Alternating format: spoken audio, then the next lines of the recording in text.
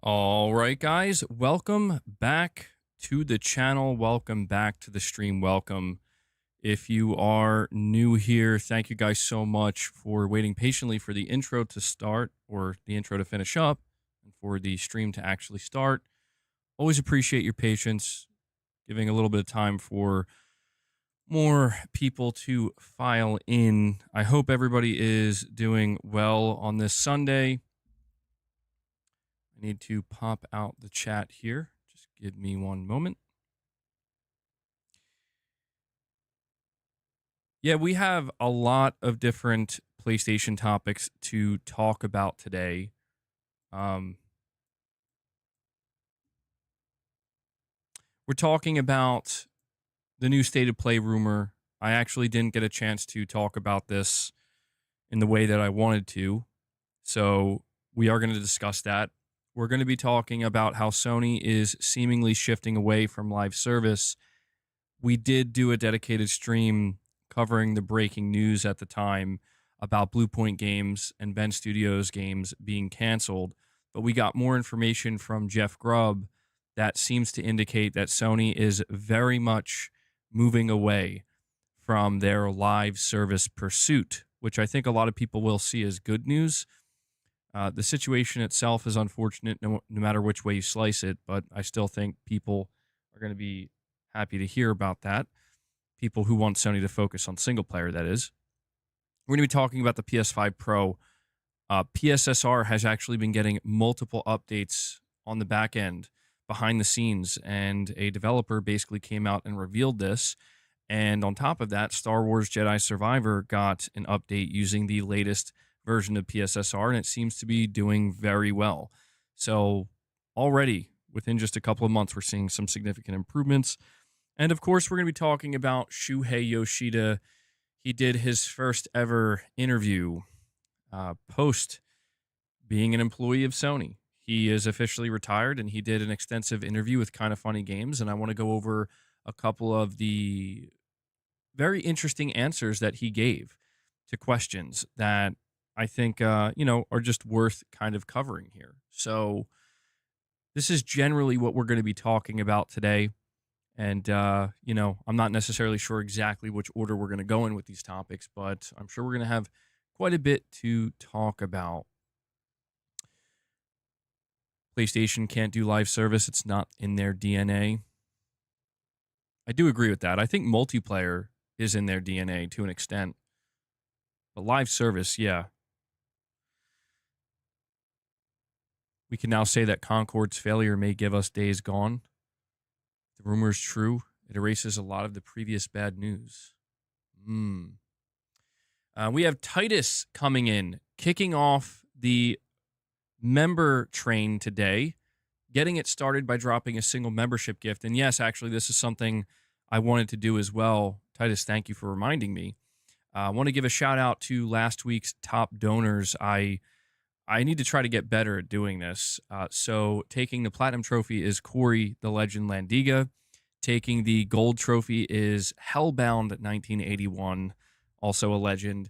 Taking the silver trophy is Big MP, another legend who shows up sometimes. And then we also have Titus himself taking the bronze trophy. So thank you guys, but just a general shout out to everybody who supports the channel. Even if you're not a top donor, I appreciate everything that you guys do for the channel and for the community here. We are fan funded. I can only do this because you guys make it possible. And so, yeah, what we're going to do is we're going to hit the like button if we haven't done that already. Thank you guys so much for getting us to 50 likes. If you enjoy the content, if you want to grow this channel and grow the community, the easiest way to do that is by hitting the like button. The more likes we get, the better we do on YouTube's algorithm, the higher the chance is we get new viewers in here that can become staple community members and we can continue to hang out. So please do that if you haven't. A couple of ways you could support the channel directly. Consider becoming a channel member. You gain access to exclusive perks, the Members Lounge, Morning with the Misses. I do apologize. I was not able to do a Morning with the Misses this past Friday because, unfortunately, I had a severe migraine headache that lasted for about 2 days. Really took me out. So apologies for that. That doesn't really happen. I'm not somebody who usually gets migraine headaches like that, but it was pretty bad. So I'm glad that's done and over with. But yes, you gain access to Morning with the Misses and a few other perks as well. So if you're already a member, please consider gifting memberships. We're striving for a goal of 25 members today, whether that's gifted or somebody becoming a member. Titus, I'm going to add yours to the counter. If we hit 25 members, we will feed the beast, or we'll give the cats treats. Some people might not know what feed the beast means. If we hit 50 members, I'm bringing it back. I got the dumbbells here with me. If we hit 50 members, I'll do some reps at the end of the stream. Okay, I'll bust out some reps for you guys. But we also have a goal of super chats. That's another way you can support. If we hit 20 super chats, that's another way we can feed the beast. And there's also a direct donation link if you prefer that. So thank you guys for continuing to support the channel. Titus, I'm going to add your membership to the counter, and we are going to dive into today's topics. But before we do that, I actually just want to briefly tell you guys what I've been playing. I feel like I don't do that enough. People ask me what I'm playing, what I've been playing. Sometimes I go deep into it. Sometimes I don't at all. Just give me one moment here.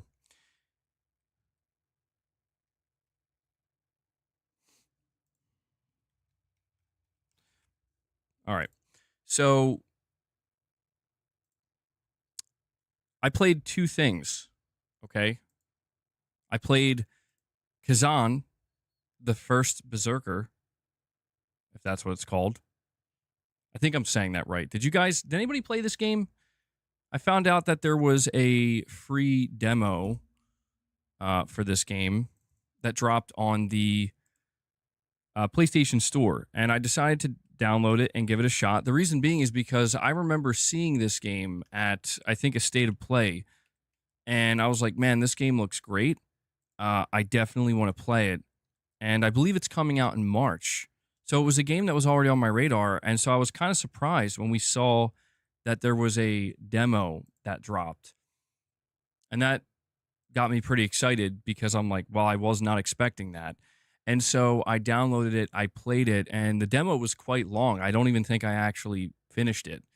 I think I got past the first boss, and I was very surprised to see, the demo is actually, it keeps going. So I might go back to it and finish it. I don't know how much more of the demo is left, but just want to say, man, really liked what I played of it. It's absolutely a Souls-like. It's not hiding that at all. It's 100% a Souls-like. It has an interesting kind of anime, cel-shaded aesthetic to it. Michael Lynch, you're enjoying Silent Hill 2 remake? Yeah, absolute banger there, dude. That was my game of the year for 2024. You like the art style and 100% of Souls-like? Yeah, so I did get hung up on the first boss a little bit. You thought I hate anime-looking games? I mean, it's not my favorite style, but I don't have a problem with it. It doesn't look bad. I just don't really think much of it. I think it looks fine. But I'm enjoying it, and I'm definitely going to buy it when it comes out. I was already sold on it, but now that I got to play the demo, I'm like, yeah, 100%. This is a game I'm going to play.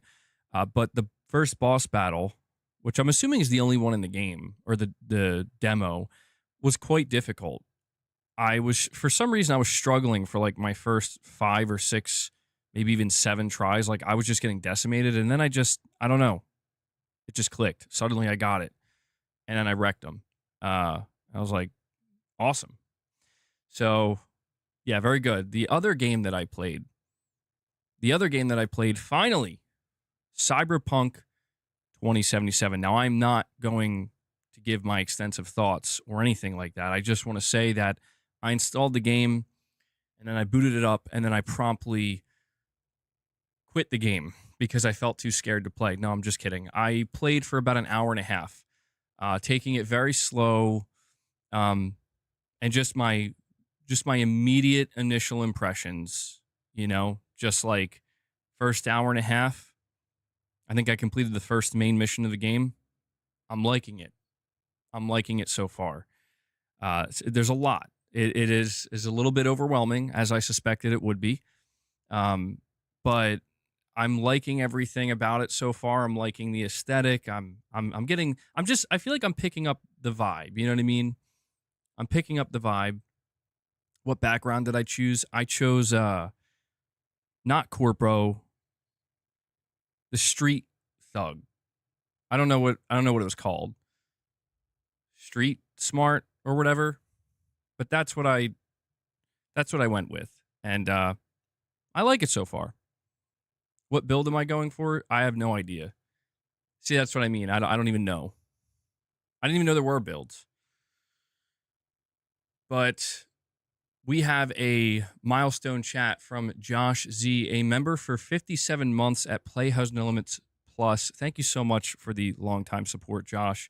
You're saying, went to my first ever orchestra for Rebirth World Tour yesterday. Hearing the music live and without game audio makes me appreciate it so much more. The awards for best music are absolutely deserved. Well, that's pretty awesome, Josh. Yeah, I've never been to something like that, but I imagine it's quite the experience. And yeah, when you think about Rebirth's music, I never really thought about that. Hearing it live without the sound of the game itself, it probably does give you a much greater appreciation for it overall. But yeah, that's pretty cool, man. Sounds like you really enjoyed it. I mean, you got the whole experience, Josh. You played the game, you got the platinum for the game, then you got to see the live orchestra performance. That's awesome. Mrs. MBG said she started and picked Corpo.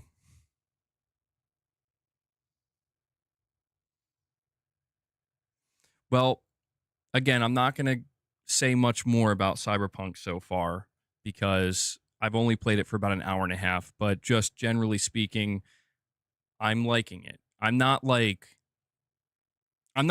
super over the top like, "Oh my god, this is clearly going to be one of the best games I ever played." I'm not feeling that way. I'm feeling like, "Okay, yeah, this is a good start." And I'm itching to play some more. I am. So later today later tonight I'll probably play more. Are the graphics amazing? Actually, I will say, since you mention it, not too impressed with the graphics. They're not bad. They're pretty good. But I don't know. I don't get the sense that this is like I'm playing it on PS5 Pro. And I know that PC, if you're looking for the best looking version of Cyberpunk, PC is absolutely where you get that. But not bad. Far from bad. It looks very good, but it doesn't look, I would say, incredible. But I kind of expected that. You know, this is a game that came out in 2020. It's also a cross-gen game. And, you know, it's a pretty demanding game as well. So I've seen what Cyberpunk looks like running on top-tier specs on PC. And I am well aware that if you want to play Cyberpunk and get the best-looking version, you go to PC for that. The first few hours of Cyberpunk are a slow burn. You're taking the right approach, easing into it. Well, good. That's good to hear. Yeah, it's definitely it's a game that gives me a sense of, okay, this is a very large game with a lot to take in. So, step by step. I did do all of the training courses, you know, to be able to know what I'm doing. Still don't really feel like I know exactly what I'm doing, but I'll figure it out. But yeah, those are the two games I've been playing right now. Still playing a little bit of Call of Duty, doing a couple rounds here and there. But yeah, with that out of the way, I do want to dive into the first topic, talking about the state of play rumor. Okay, this is something that a lot of people have been anticipating. Some people thinking that maybe Sony was going to do a state of play this month in January, or if not January, February. Now we have a very reliable insider letting us know when we can expect the next state of play. Harry Johnson III with a $2 super chat says, "Are you waiting for that Switch 2 OLED?" Probably not. No, I'm assuming the Switch 2 is not going to have an OLED screen. And I'm guessing you are talking about like the follow-up. No, the Switch 2 is likely going to be a day one purchase. Mrs. MBG is feeling pretty excited about it. I'm feeling okay about it, I'm feeling basically the same way I have about Nintendo this entire time. Not much has changed, but LCD, yeah, I imagine the OLED model will come later. That's something that Nintendo, I think, mentioned in their earnings.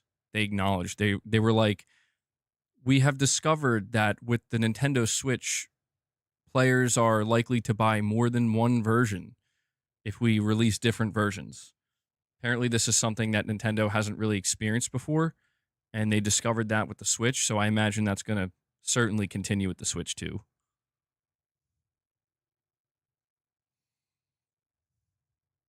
But thank you for the super chat.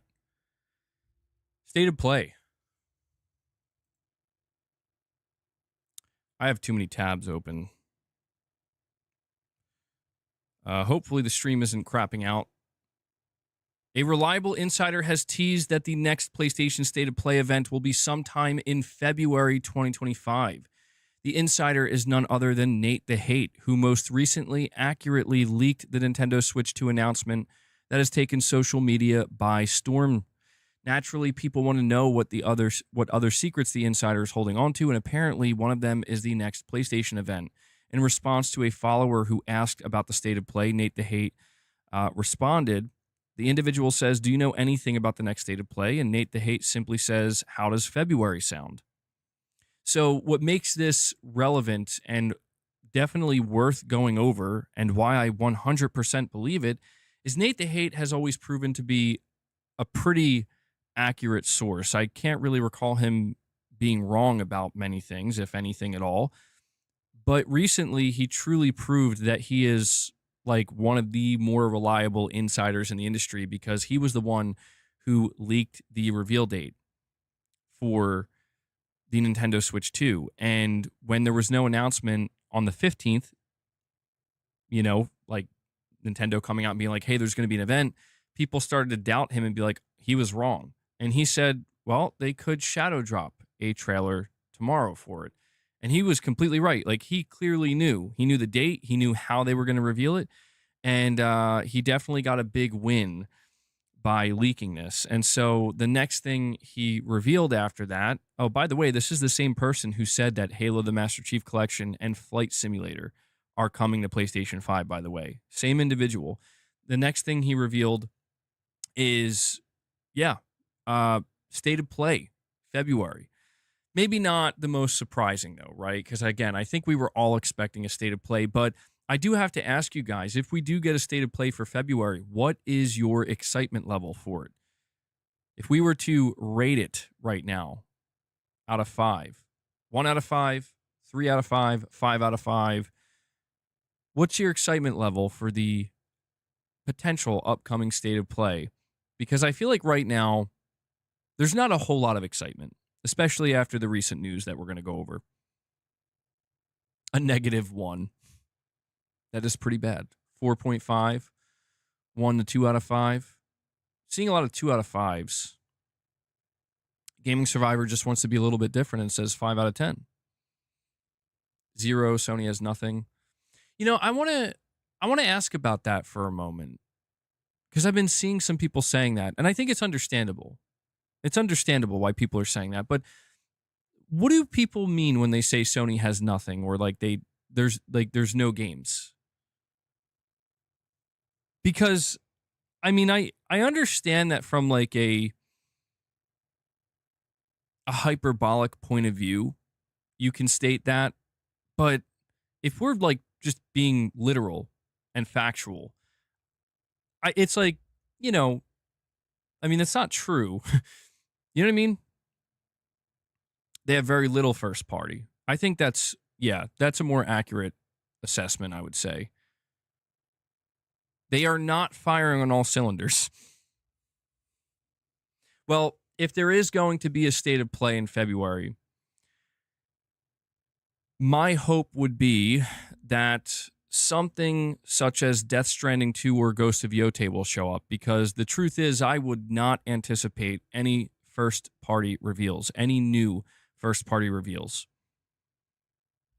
I think after the recent news, it's safe to say that Sony's first party announcements are going to be very sparse, very few and in between, far and few in between, unless there's some stuff behind the scenes that we are not aware of, like maybe Housemarque is ready to reveal their game sooner than expected, or maybe Sony Santa Monica's new IP is ready to be revealed, or something along those lines. But I'm not necessarily anticipating that.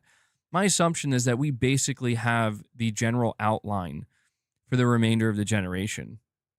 Resident Evil 9 could be there. That would make a lot of sense. We've been hearing about Resident Evil 9 for a long time, and it still hasn't been revealed. A lot of people thought it was supposed to be revealed last year.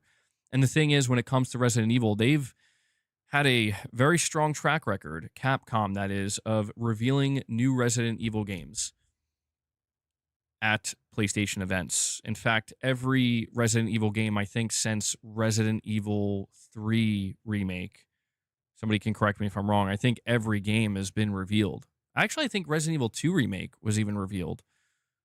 Wasn't it? At a Sony event. They've had a very strong partnership there, and I imagine that will continue going into Resident Evil 9. I would be quite surprised if it didn't.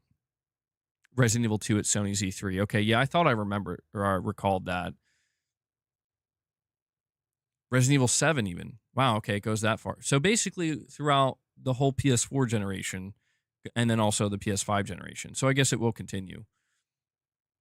You guys are talking about the God of War collection. I mean, listen, if Sony wants to win just a little bit of goodwill very easily back, the easiest thing to do is have a state of play in February, announce a God of War collection, a God of War remaster collection with all 6 games, and it's coming out March 20th on God of War's, well, I believe would be the 20th anniversary.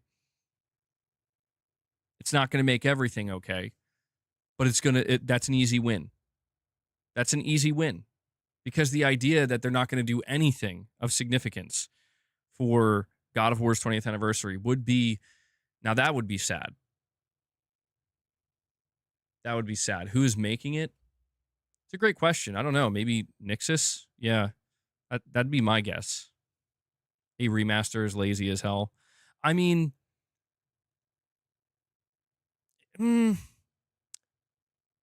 it's hard to say. It's hard to say. I mean, if Sony comes out and they say it's all 6 games in one package, 4K 60, play it natively, $50, even $60, $10 per game, I'd be on board with that. I'd be on board with that. Because right now, I don't think you can play all of the God of War games natively on PS5. And I've been waiting for this. You know, I want to play through the entire God of War saga.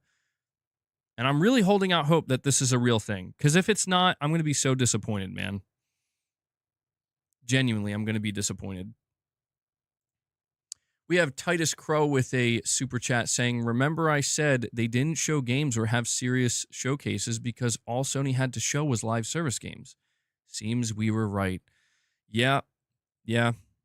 I hate to say it, Titus, but those of you who believed that the reason why Sony wasn't doing big showcases was because they really didn't have anything to show, and the only thing they did have to show were mostly live service games, I think you are correct.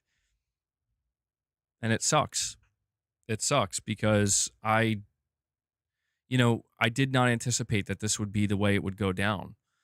But I guess looking back, hindsight 2020, Jim Ryan says we're going to do 12 live service games by 2026. I mean, that's pretty much almost the entire generation, or most of it.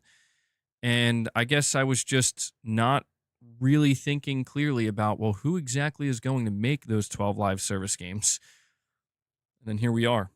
Now we know. Yeah, it's very unfortunate, Titus. I mean, it's not all bad, And I know how it comes off. I don't want to come off as a defensive fanboy. That's not my intention. My only intention is to just try to continue to deal in facts. You know what I mean? because I was I don't know if you guys watched my last video, not the one I put out today, but the one on Friday, which I actually recorded prior. Um, you know, that's like the moment of just, wow, this is unbelievable. But when I kind of settled down a little bit, there's just that kind of realization that washes over me once again, where it's like, yeah, man, that's wow, you're not going to be able to play a new Blue Point game. You're not going to be able to play a new Sony Bend game. And that sucks. And Sony should absolutely be, they should absolutely be getting a large amount of flack for this screw up. Certainly. But then it's just the realization washes over where it's like, but you are going to be playing Ghost of Yotei. You are going to be playing Death Stranding 2. You are going to be playing GTA 6. You are going to be playing even Xbox games that are coming to PS5. You are going to be playing all the other third-party games that are coming to PS5 that are going to likely be PS5 Pro Enhanced this year. So it's like, that's just looking at this year. So it's true, man. It's, Metal Gear Solid Delta, still waiting for that release date. Wolverine, Intergalactic. And so, again, this isn't me trying to say, hey, guys, see everything I just listed? That makes everything okay. No. Two things can be true at the same time. It can absolutely be true that Sony really messed up big time.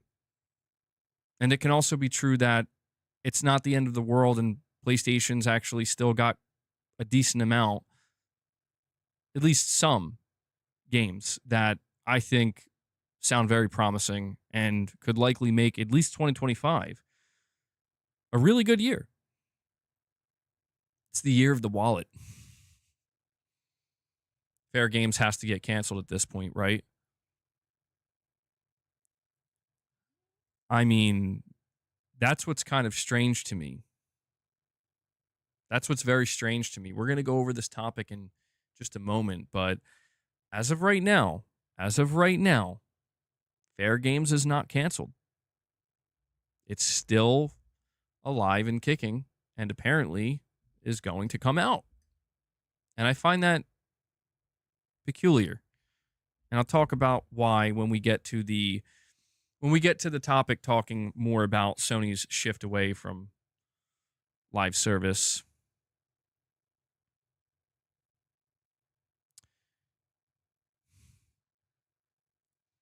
Capono says Fairgames better not put the color purple in their game. I don't know why, Capono. That might be one of the funniest things you ever said, because I feel like you said it very earnestly. Like, I swear to God, if they put the color purple in this game, I'm going to snap. You're going to see me snap.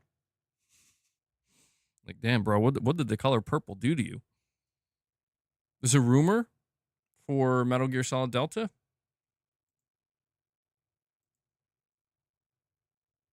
I see somebody in the chat saying Metal Gear Solid Delta March 25th. Where's this coming from? Irfan, yeah, I saw that. We're going to save that topic for tomorrow's discussion. I did see that, and man, we're going to have to talk about that tomorrow. Going off of the anniversary date. Okay.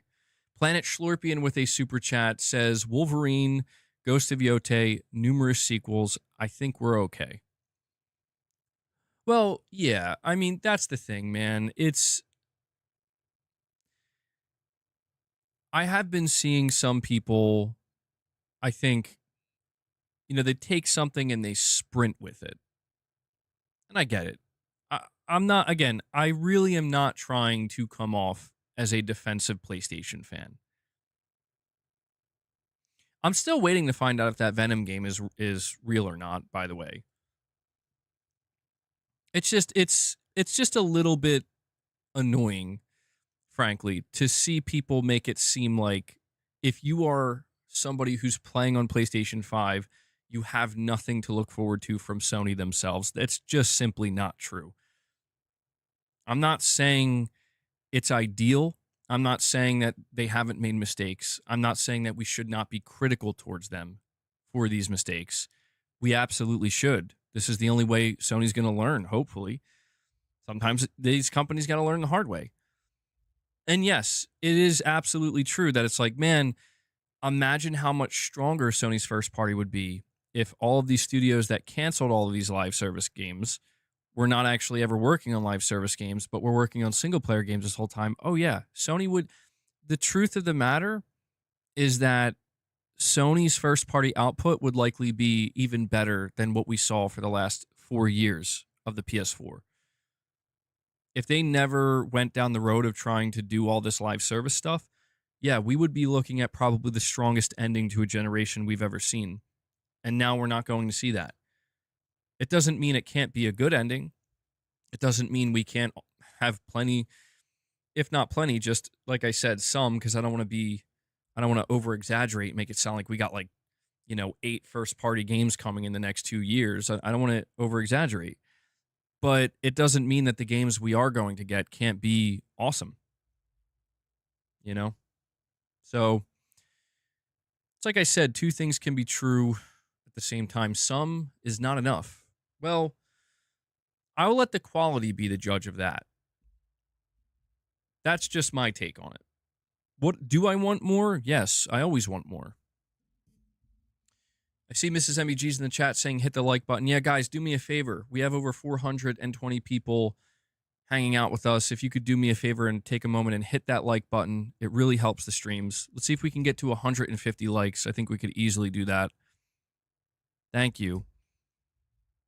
JMR77 with a milestone chat. Member for 4 months says, you know what I want? AA first party games. Look at Astro. Lower budget, smaller game, and people loved it. We need more AA and AAA, though. I agree with that. And I think that might be one of the biggest takeaways that Sony got from 2024 is they saw what happened to Concord, and it's like, oh, you know what? Maybe we should reevaluate our live service approach and maybe pivot away from it. But in the same year, AstroBot goes on to get a 94 on Metacritic, wins Game of the Year, is the most awarded game of 2024. I think it got over 200 total awards, and it's still, and we're going to talk about that in a moment. Apparently, it's going to get even more content. And yeah, that's a AA game. And I think that kind of opened Sony's eyes a little bit where it's like, wait a second, could this work? And I think the answer is absolutely. Yeah. I think absolutely it could work. And I think that one of the pivots that they're going to make is less live service, less money being dumped into live service, more money being dumped into AA games that we can release in between the big AAA tentpole titles. As these big AAA tentpole titles take 5, 6, 7 years to develop, we can have other teams working on smaller scale titles that can release in between. I think that would be a good way to go about it. We have Broccoli Rob, a member for 16 months, using his milestone chat saying, so let's add them up. How many Sony first-party releases has there been so far that aren't a remake/remasters or VR? Not to mention PS5 exclusive. It's a good question. Anything that's not a remake or remaster or VR, I guess we're looking at... Well, the question I have to ask, if we're counting cross-gen, right? Surely we're counting cross-gen. If we're not counting cross-gen, there's no point in even rattling them off. So I'll assume we're counting cross-gen. If we're counting that, I mean, we're looking at Miles Morales. I almost said Demon Souls, but that is technically a remake. It didn't feel like a remake to me because I never played the original. But Miles Morales, Returnal, Ratchet and Clank. It's crazy that 2 of those games right off the bat are from Insomniac. Horizon Forbidden West. God of War Ragnarok. GT7. Spider-Man 2. AstroBot. Are we counting Helldivers 2?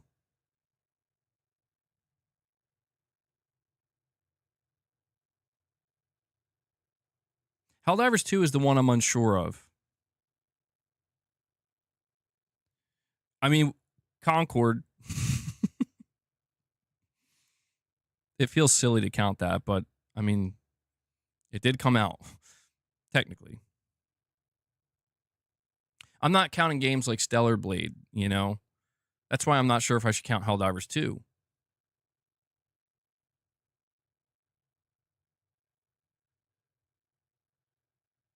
So it was many games. MLB, well, yeah, MLB for the last 4 years. We could count that. It's technically a first-party release. Sackboy: A Big Adventure, again, that's a tough one because it's a Sony owned. It's the Helldivers 2 situation. It's a Sony owned IP, but it's not made by a first-party studio. So I don't know. Sony internally views it as first-party.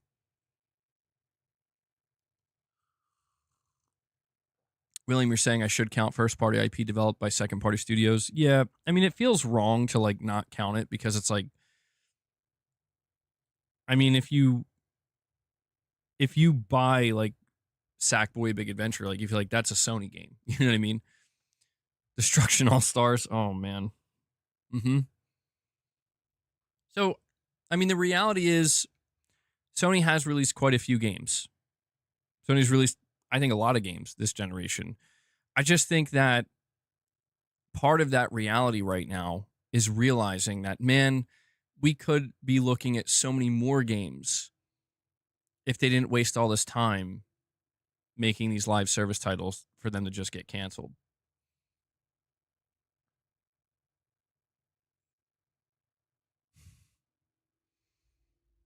No, I wouldn't count Godfall. Didn't that studio just get shut down?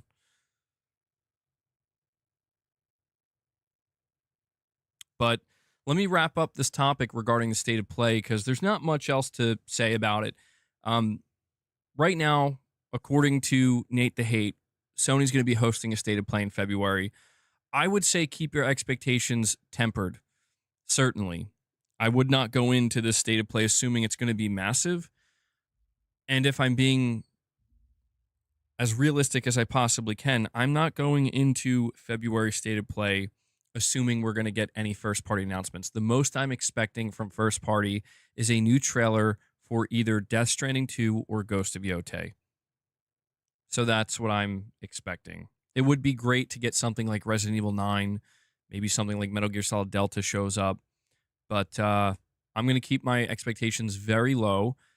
Still look forward to it because, I mean, I'm always excited to stream state of plays because it gives me an excuse to, you know, hang out with you guys even more. And sometimes, you know, you get to see my absolutely insane reactions. But yeah, I'll still be looking forward to it. Oh, and I would like to I want to correct something before I move on to the next topic. I want to hold out a little bit of hope. Just a little bit. But I'm prepared for it to just not be a thing. I want to hold out a little bit of hope that Sony does actually have that God of War collection in their back pocket, and it's going to be revealed, and it's coming out in March. I can accept if it doesn't. I'm prepared for it to just not be real, but I'm going to have that little bit of hope. But I do want to mention this to you guys as well, just as a quick aside here. AstroBot, speaking of AA games, is actually going to be getting more content. So Shuhei Yoshida posted an image on his X account where he was given a 1,000-piece jigsaw puzzle. It was an AstroBot puzzle, and he held it up and he said, "Not for sale." And people were zooming in, looking for bots because the picture of the puzzle has all of the different bots. And people noticed that there were bots on this puzzle that were not in the game. And then almost immediately after, at the PlayStation XP tournament, this is an official PlayStation hosted tournament, there was a new speedrun level revealed. Now, Sony hasn't announced this level for the public yet, but the assumption is that this is the first look at a new speedrun level that Sony is going to be announcing for AstroBot some more free DLC. So I just wanted to throw that out there because, man, I got to say, I'm quite surprised to see that Sony is actually going to continue to support AstroBot with some DLC going into 2025. That I honestly thought it would have stopped after the free Christmas update that they did. So very cool. Very, very cool to see that Team Asobi is still continuing to support AstroBot. But it looks like one of the bots, by the way. Well, you know what? I'm not going to say what it is. I don't want to spoil anything. You'll just have to find out. If you want to look it up, you can look it up. Some people have discovered with the new bots who they're going to be, but I'm not going to spoil it here. You don't like the speedrun levels? They're not my favorite, but I also don't mind them. I think they're fine.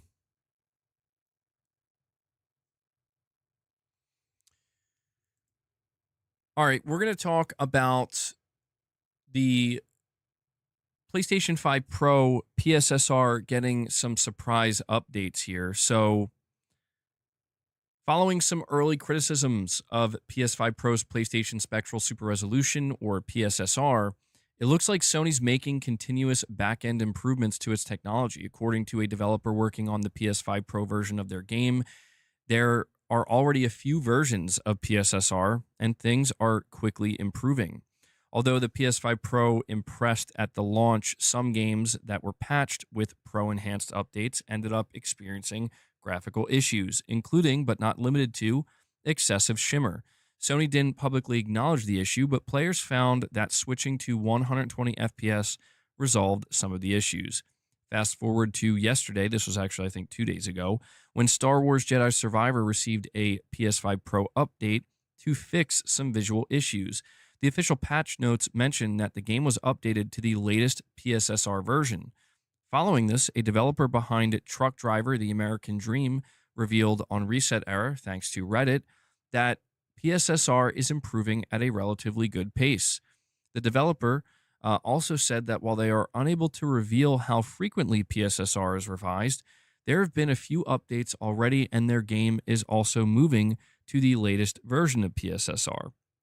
So I also want to add to this that Digital Foundry did a analysis of the latest patch for Star Wars Jedi Survivor, where that was a game that had some issues with PSSR. And there's actually a little bit of, not arguing, but people are pointing out in the comment section of that Digital Foundry video that in motion, when the game is being played and the game is in motion, PSSR is actually slightly outperforming DLSS. It actually looks better in motion than the game does running on the latest version of DLSS. And people are saying that Digital Foundry should give the edge to PSSR in this case because people don't play games standing still. You're in motion. I just thought that that was worth mentioning here. Josh Z with a $10 super chat. Thank you for that, Josh. Saying Sony can't seem to keep developer staff together across multiple games.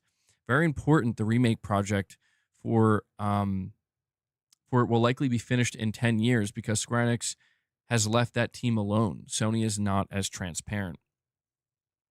It's not time, boss. It's not time. It's interesting you mentioned that, Josh, because that does seem to be something that Sony has not been the best at over the generations, keeping, hold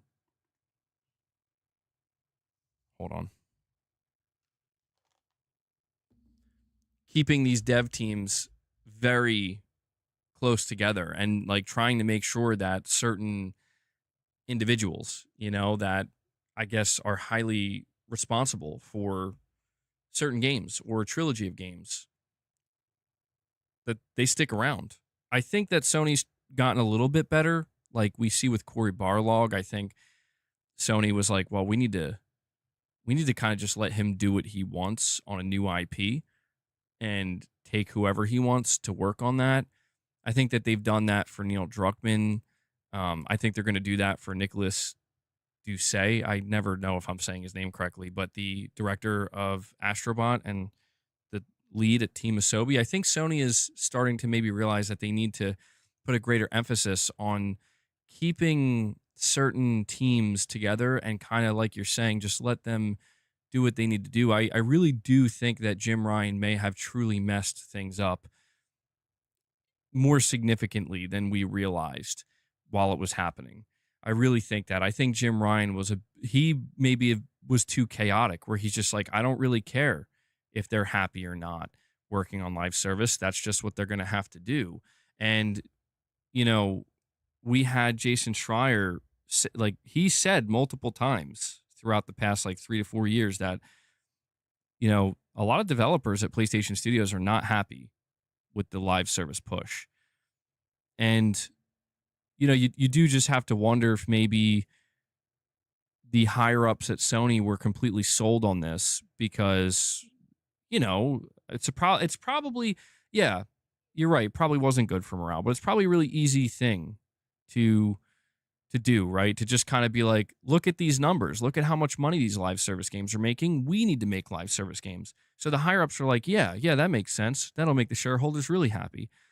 And so in reality, it's just like, what's the problem? The problem is your studios and the developers. This is not what they signed up for, you know? And it's not what they want to do. And it's quite unfortunate. It's unfortunate. So, Josh, yeah, we'll have to see with this new era. I think it is safe to say it's going to be a new era of PlayStation. I'm not here to say whether it's going to be good or bad. I'm not here to say that. But I will say it's going to be a new era of PlayStation post Jim Ryan. It's going to be Hideaki Nishino, Herman Hulst, and Hiroki Totoki being the... Hiroki Totoki is where the buck stops, by the way. That's the interesting part. Hideaki Nishino and Herman Hulst ultimately have, I don't want to say slightly less power, but, you know, they both have to report to Hiroki Totoki, and he's going to be the one that says yes or no. And I'm very interested to see what that ends up looking like. Totoki is no jokey. Mm-hmm. Thank you for that, Nick.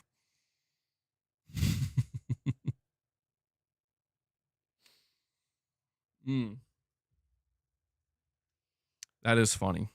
That is funny. Guys, as we continue our conversations here and continue to go through these topics, please do me a favor and hit that like button. We are at 141 likes. We are just 9 likes away from hitting 150, but I know we can get to 175. I know we can do it. Yeah, Digital Dude 25. I guess that was what we were looking at, seemingly.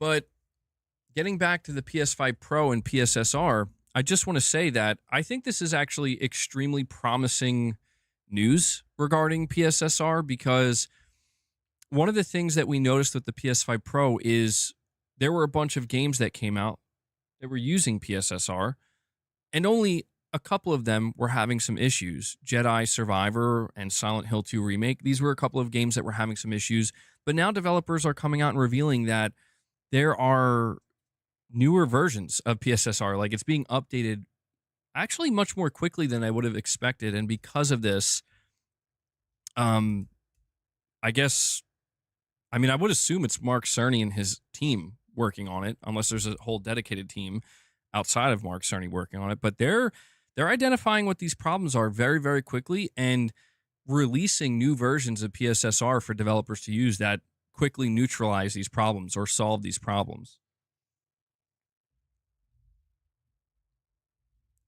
You're saying Jedi Survivor still sucks? I thought that was the good one.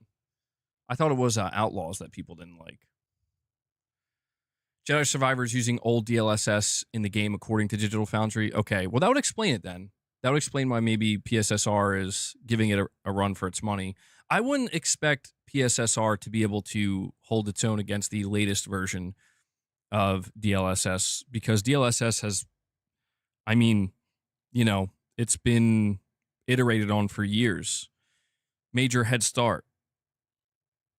What is the latest version of DLSS, by the way? What is it, like 3.5? Didn't they announce DLSS 4 recently? I haven't been paying too much attention to DLSS.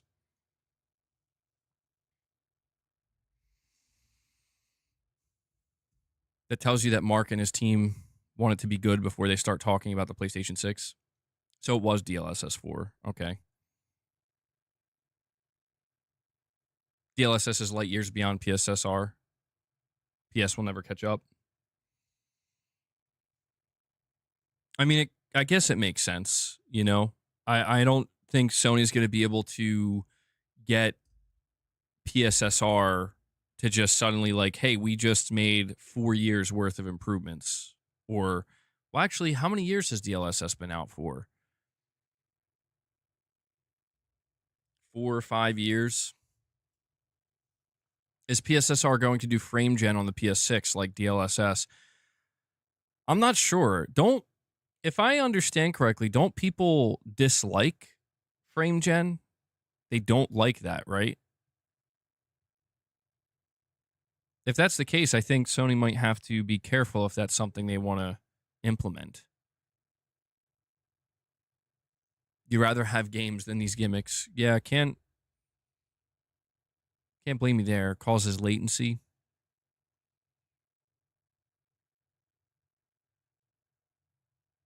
Call it like it is, bro. Fake frames.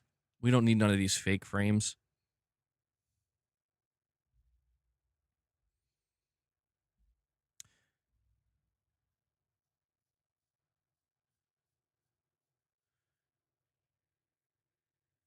NVIDIA is a multi-trillion-dollar company that are investing unbelievable resources into DLSS. Well, to be honest, I don't think that Sony needs to try to chase DLSS per se. I think what Sony needs to do is just kind of what they're doing now. They need to just focus on their own technology, making it as good as it can be, and making sure that it's doing what they're saying it's supposed to do, what it's going to do. And as they continue to iterate on it, I think it's fine to look at DLSS as a potential, like, you know, hey, these guys have been doing it way longer than us, and they're the first ones to do it, and they're finding out what works, what doesn't, what people want, what people don't want. And I think that that's just something that, you know, Sony can continue to kind of take notes from. You know, it's kind of it is in a way, it's like the advantage of being a little bit behind is you can kind of let whoever's going out there first figure it out. But with DLSS, they seemingly have figured it out, or they are figuring it out, you know? And so it's going to be, like I said, very interesting hearing that they're already iterating on it, hearing that they're already updating it. I'm not exactly sure what the final end goal is for Sony with PSSR going into something like the PlayStation 6. I don't know if they're going to try to have it compete necessarily with the latest version of DLSS or even FSR.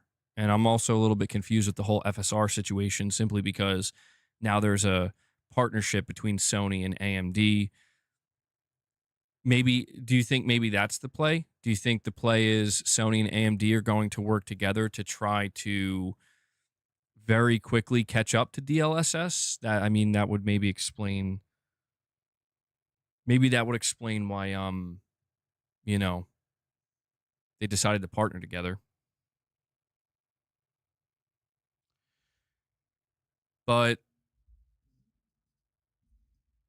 FSR 4 is much better. Saw it at CES. Okay.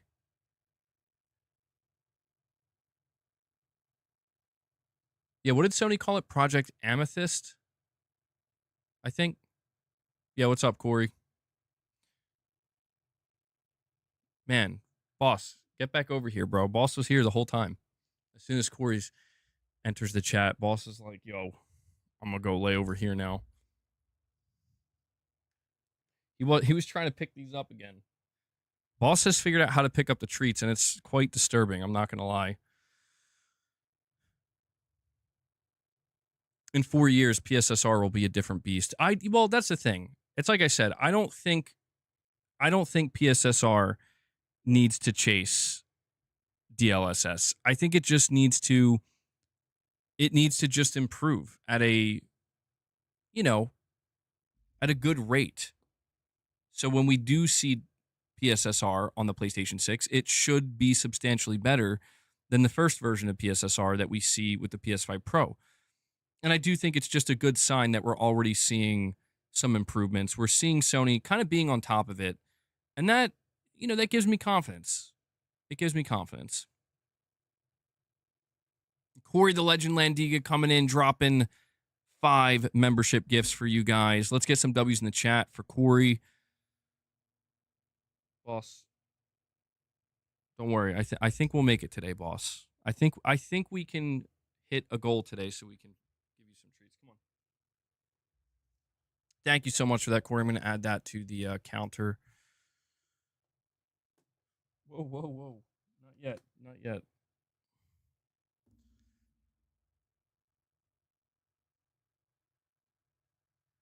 Okay, you're saying Digital Foundry's video on the presentation they attended at CES on the new NVIDIA technologies showed a true vision of the future.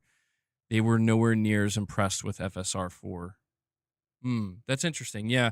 I mean, I don't know what to say about it because I haven't been looking into it too deeply, but like I said, I'm not sure that Sony or AMD necessarily can compete at the highest possible level with DLSS, because it is true what you're saying. What I do know is that NVIDIA is a multi-trillion-dollar company, and they are making major investments. So, but I do think that PSSR is something that will be needed for the PlayStation 6 generation for game development. That I do believe. Whether or not it's going to be able to compete at the highest level with DLSS, probably not. I think that's okay. I think really what's going to matter most is how much is this going to help developers and their games? And,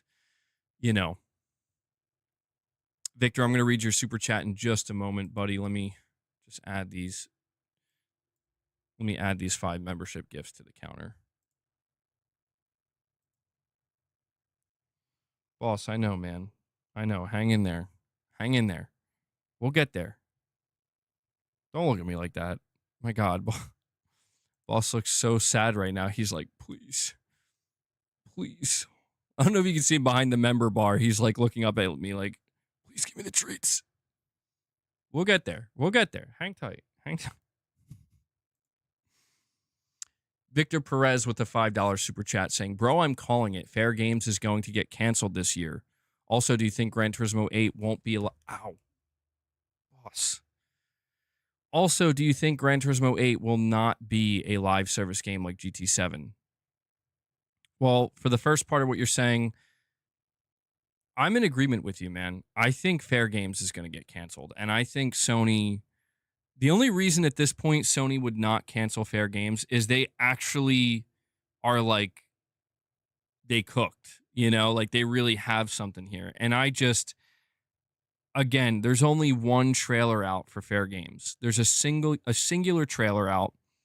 And if you go watch that trailer, it doesn't look good.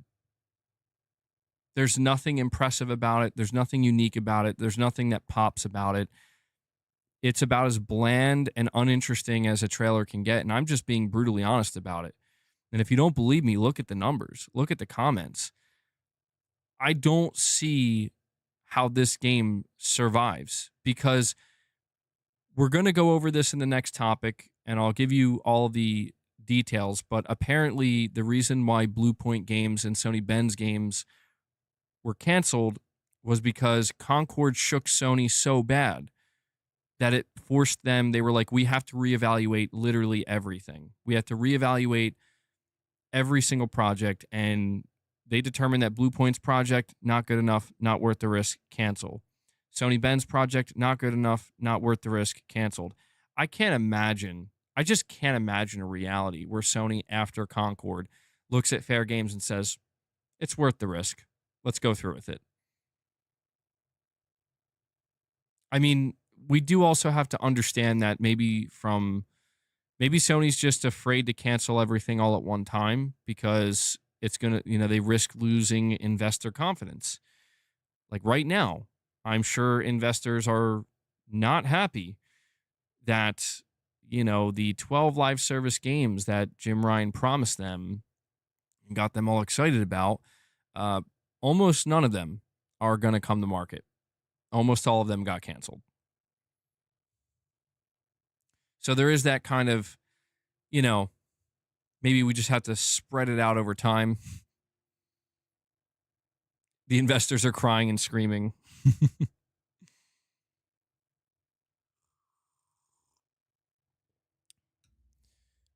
Oh, Tyler, you're saying, no, it's because it's better to have a brand new studio bear the weight of a failure than Bend or Bluepoint. That's an interesting thought.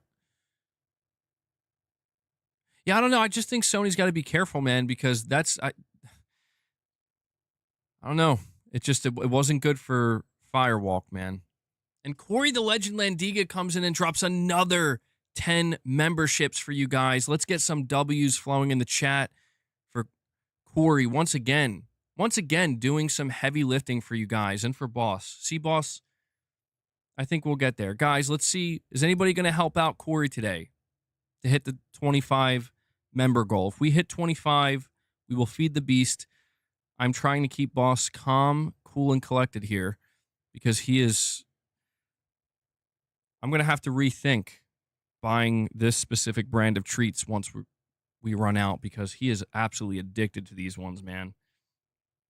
But Corey, thank you so much for the 10 member gifts. If you just got gifted a membership, you now have access to Morning with the Misses, the Members Lounge, among other members' content. Please go check that out. If you enjoyed enough, please consider re-upping your membership. Always want to make sure to give a shout out to those of you who are paying monthly to be members to support the channel and get access to that content. It's very much appreciated. And Hellbound 1981 comes in with another 5-bomb, bringing us up to 21. We are just 4 away. Boss, please don't bite my microphone. Please stop biting my microphone. Hellbound's always there. He's always there. He's watching. He's waiting. He's waiting for his moment. So we're 4 away. We'll see if we can make this happen. Okay, you're gonna break it.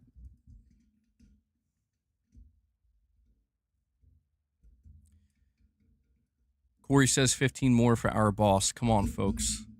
I believe in you guys. I think we can do it. Boss, go get prepped.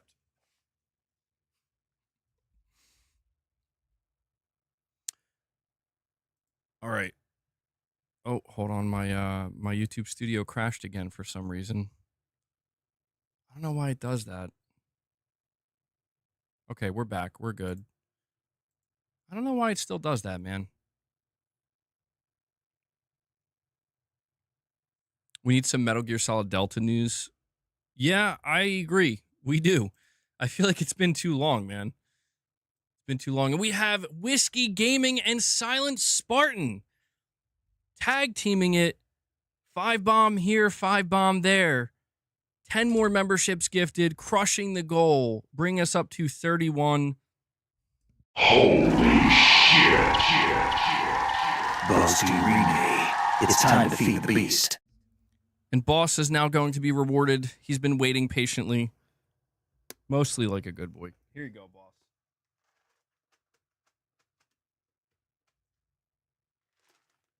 I'm giving him a little bit extra for you guys since we went over 25. We're at 31. So thank you guys so much for that. Appreciate the support. I'm going to update the member goal. I did tell you, so I did bring the weights back up. All right. I did bring the weights back up. If we do end up hitting 50 members today, which it is a real possibility. We're sitting at 31 now. At the end of the stream, before we close it out, we'll get some reps. I'm trying to get back in shape. All right. I'm trying to get back into the routine, into the swing of things. Yes, Mrs. MBG went back to see if TikTok was working and missed the train. Yeah, Boss is going to lift some weights. Yeah, that was pretty crazy to see. Crazy, but not. I don't know. TikTok is pretty much... What do we think? Do we think TikTok is actually gone for good? Or do you think it's going to come back? I feel like it's going to have to come back, right? I would be quite surprised if TikTok was just gone for good. I've never used TikTok. And I'm glad I didn't. Because, man, I can't imagine. I can't imagine if you're somebody who that's all you used, or if you're somebody who's a content creator on TikTok, man, it's back already? Wait, what? How? It's literally been a couple of hours. All right, well, I guess that answers that.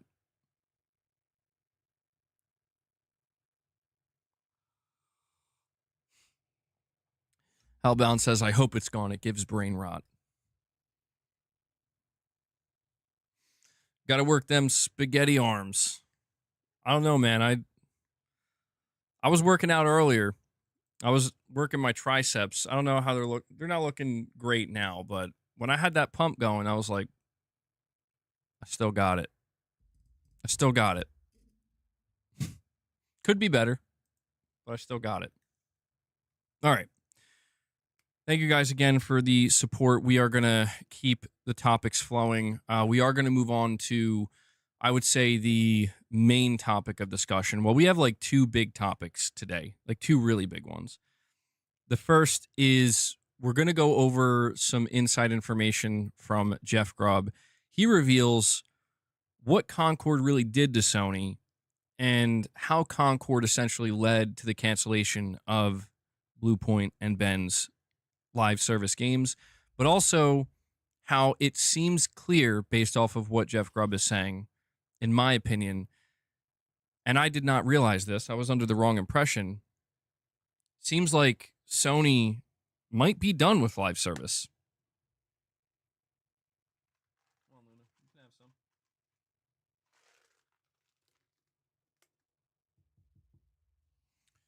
All right.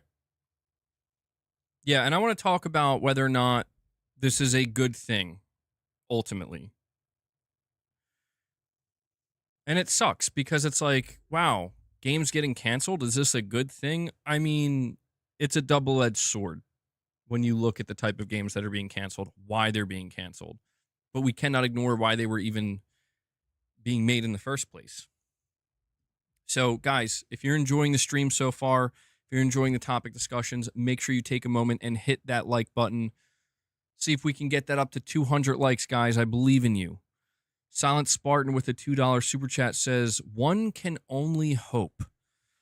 Yeah, and here's a theory I have as well before I go over the details.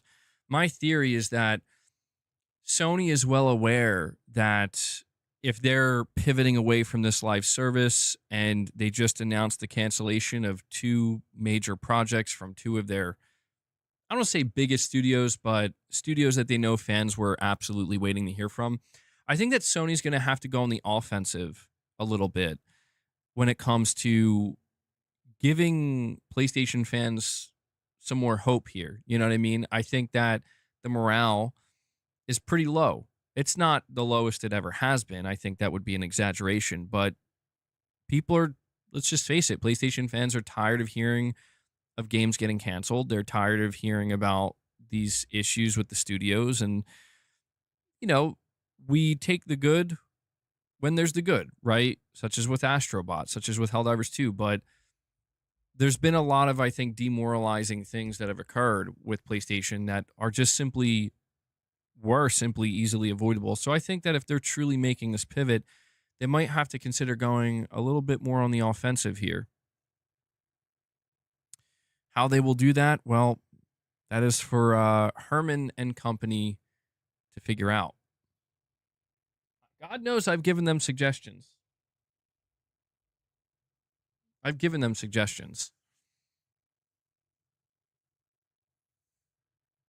All right, let's go over the details here. All right. It was recently reported that live service projects from Sony Interactive Entertainment's Ben Studio and Bluepoint Games were canceled. In a recent episode of podcast Game Mess Decides, industry insider Jeff Grubb claims Concord is to blame. During the episode, Grubb reports the Ben Studio and Bluepoint Games live service title cancellations are due to Concord's tumultuous launch, in which servers shut down just 2 weeks after its release. He also claims Sony is currently reassessing every single project with its current live service slate under the most scrutiny. Quote, this happened because of Concord. Like, this should be clear. That's what I've been told. Sony is shell-shocked from Concord, and now they're going around to every studio and they're reassessing every single project. And if it's a live service project, it has a lot of friction going against it, preventing it from getting a chance to actually come out. And it is almost certain that they won't be able to get a green light on a live service project, and they know that, end quote. So this is, I would say, quite revealing information, something that we could easily assume, to be clear. It's something that we could easily assume, but it's good, I think, to get this clarity, to get this insight, where if you are somebody who was assuming that, well, Concord is why these games are getting canceled and Sony is moving away from live service and Sony is now scared, their cage is rattled, they're shook, they're shell-shocked. We are now getting, and I do trust Jeff Grubb on this because he's been very reliable with a lot of stuff he's revealed about PlayStation. This is good news. Yes, it is unfortunate that it had to come down to this. You know, we've had plenty of conversations about how this should not have ever happened in the first place. I feel like anybody, you could have pulled a random person off the street. Sony could have pulled a random person off the street, had them play Concord and look at Concord, and then simply ask them, like, what do you think? Next big thing, right? And that random person off the street would have said, probably not. It looks not, it's pretty blah. That's all it would have taken. And so Sony's bubble was completely burst here. And I like the wording that Jeff Grubb used here, by the way. He said Sony is shell-shocked. Fun fact, Guerrilla Games' first ever video game, if I'm not mistaken, Guerrilla Games' first ever video game, I think before they were even purchased by Sony, was a game called Shell Shocked. It was like a Vietnam game. I'm not even kidding. I just thought that this was so funny. I got to show it to you. Well, I'm not going to show it to you, but I got to give you the name of the game. Nobody knows about this game. Shell Shock, Nom 67. This was, I think, Guerrilla Games' first title. And this was before they were acquired by Sony. Pretty crazy. So just wanted to kind of throw that out there. I think I actually tried playing that game many, many years ago. And I didn't know what I was doing. Was it a good game? Guerrilla Games, make another Vietnam game. There you go. Make another Vietnam War title. We have James WT Locks, member for 8 months. Thank you for that, buddy. He says they should just do something like Far Cry 5, a single-player experience, but with multiplayer options. Ghost of Tsushima is another good example of that, too. I agree wholeheartedly. I think that Sony would be unwise to move completely away from multiplayer. I think they need to move away from live service. And I understand Sony has been reiterating, by the way, and this is what's interesting about kind of comparing what Sony is saying and what they're doing against what Jeff Grubb is saying, because Sony has made it clear that they're still making multiplayer games and live service games. But we also have to understand that that could mean many different things. That could mean we're just talking about Marathon and Project Gummy Bears and the Guerrilla Games Horizon multiplayer. That could be what they're talking about. Or it could mean that they have plans where it's like, we're going to greenlight a whole new batch of live service games. But see, this is where I think what Jeff Grubb is saying is critically important, assuming what he's saying is true.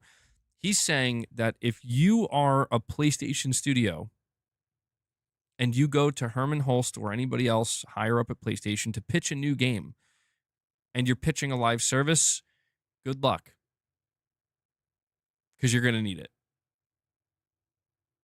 That's very, very interesting to me because it seems to signal that Sony has no intention of greenlighting any more live service games, which would mean, long-term speaking, they are done with live service games, which would mean ultimately PlayStation players got what they wanted, just unfortunately had to take the long way to get to this point where we just want to, a lot of PlayStation fans are like, we don't want you to do live service. We don't want you to pursue this in this way.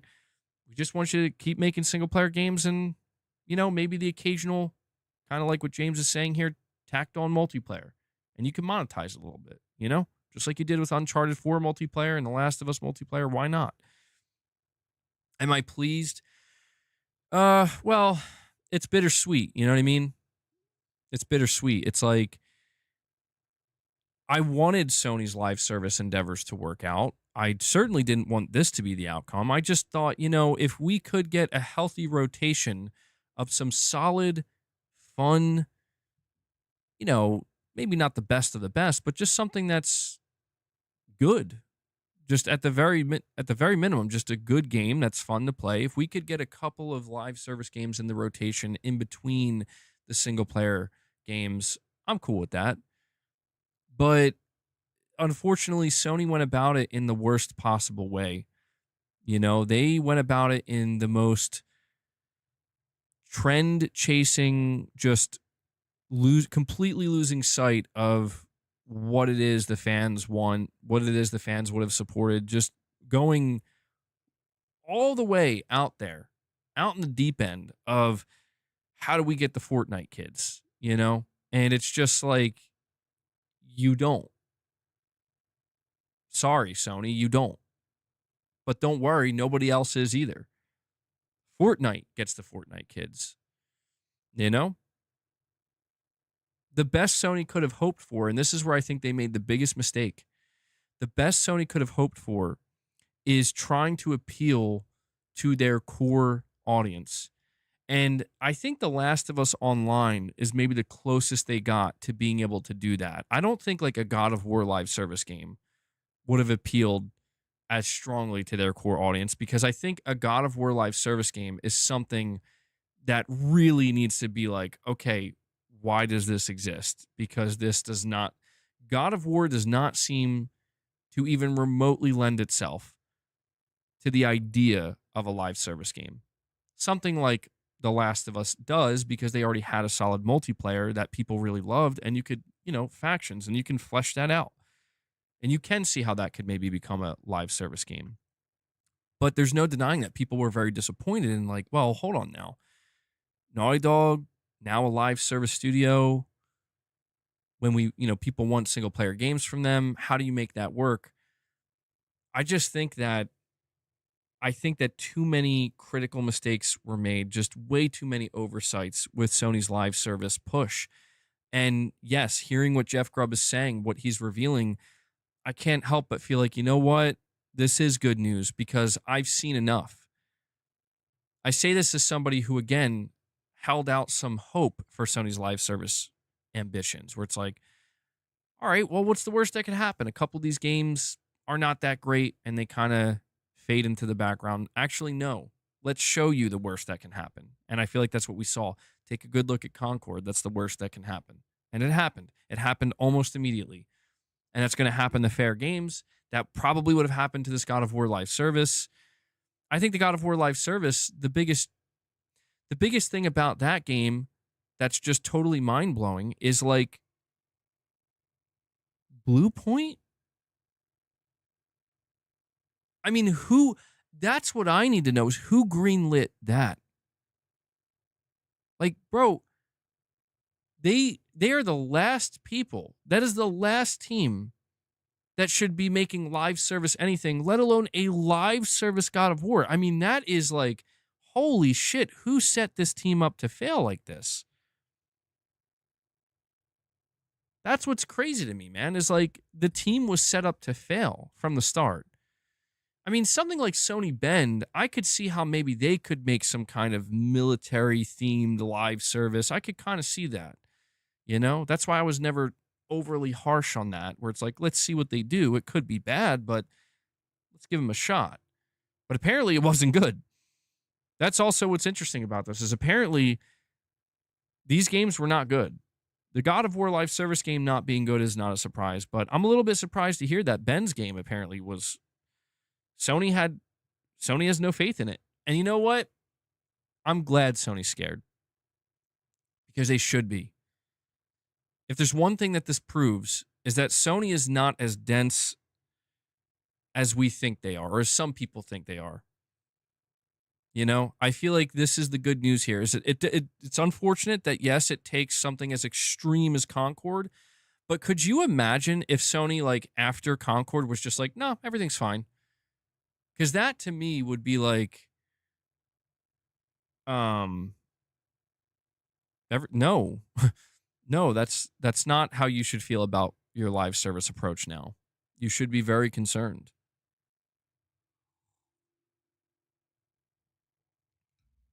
We have Victor Perez with another super chat, and he says, bro, will you be streaming Phantom Blade Zero when it comes out, likely later this year? A Sekiro mix with Ninja Gaiden gameplay sounds like music to my ears. I will think about it, Victor. I will think about it. It does look like a game that could be fun to stream for a little bit. I haven't streamed a game in a while, actually, come to think of it. I'm overdue. But I don't know. We have to wait and find out when it's going to get a release date because the last I heard about Phantom Blade Zero is that game is targeting 2026, supposedly. So we will see, Victor. Be on the lookout. When it drops, if I'm feeling confident in my ability, I may stream some of it. But I noticed the way I like to stream games is I like to get a little bit comfortable with it first. I don't like to stream games right off the bat, man. Especially any games that have a learning curve. Whiskey Gaming, member for 47 months at Play Has No Limits Plus. Thank you for the long time support, Whiskey Gaming. I appreciate that, man. You're saying the best approach would be to tackle on, I think you meant to say tackle on normal multiplayer. If it does really well, then maybe consider a possible live service game if it fits. Legend Situation is a perfect example, perfectly adaptable to be a live service mode. It's, man, Whiskey Gaming, if only you could have been in a board meeting or something with Sony a couple of years ago. If only. I feel like, yeah, what you're saying makes perfect sense. And I don't even think it means you should force Sucker Punch either. Like Sucker Punch, do you want to make a live service Ghost of Tsushima project? If they say no, then just at the very least request that they make another add-on multiplayer that can be sold separately or just attached to it. And, maybe just a couple cosmetic microtransactions, just because why not, right? I mean, it's 2025. Nobody's going to really care about that. Yeah, I think the tough part here is Sony's unwillingness to detach themselves from the live service expectation that persists in the games industry, where it's like a multiplayer that's not a live service. Are you crazy? Like, no, there's nothing crazy about that. That's the way it's literally always been up until live service came around. It's okay for that to continue. It's okay. And that's the problem is it's all about the greed factor, man. And that's what makes me sad about this situation is Sony, they see how much money these live service games are making. Every gaming publisher knows how much money these live service multiplayer games are making, and they get jealous and they get annoyed because they're like, well, we want that too. And that's what I think is unfortunate when we evaluate Sony here, because you can tell that they got, and this is why I do blame Jim Ryan, because he was the one who made the ultimate decision here where he got greedy, man. And he was like, well, if they can do it, we can too. It's like, you sure about that? You sure about that? And he was like, yes, I'm actually so sure about it. We're going to make all of our teams do it. Corey, you're saying, come on, MBG, watching a veteran gamer start a new game could teach the modern noobs how to learn. Yeah, I don't know, man. Maybe I should have streamed my first time playing Kazan. I hate the name of this game, though. Kazan, the First Berserker. Because I definitely was... I took to it pretty quick. So I don't know. It's different for each game, man. Some games I'm very quick to pick up and learn, and I'm like, I get it. And it just clicks immediately. Other games, I'm like, oof, I don't know. I'm going to have to sit with this one for a little bit. And I've never been good at doing that.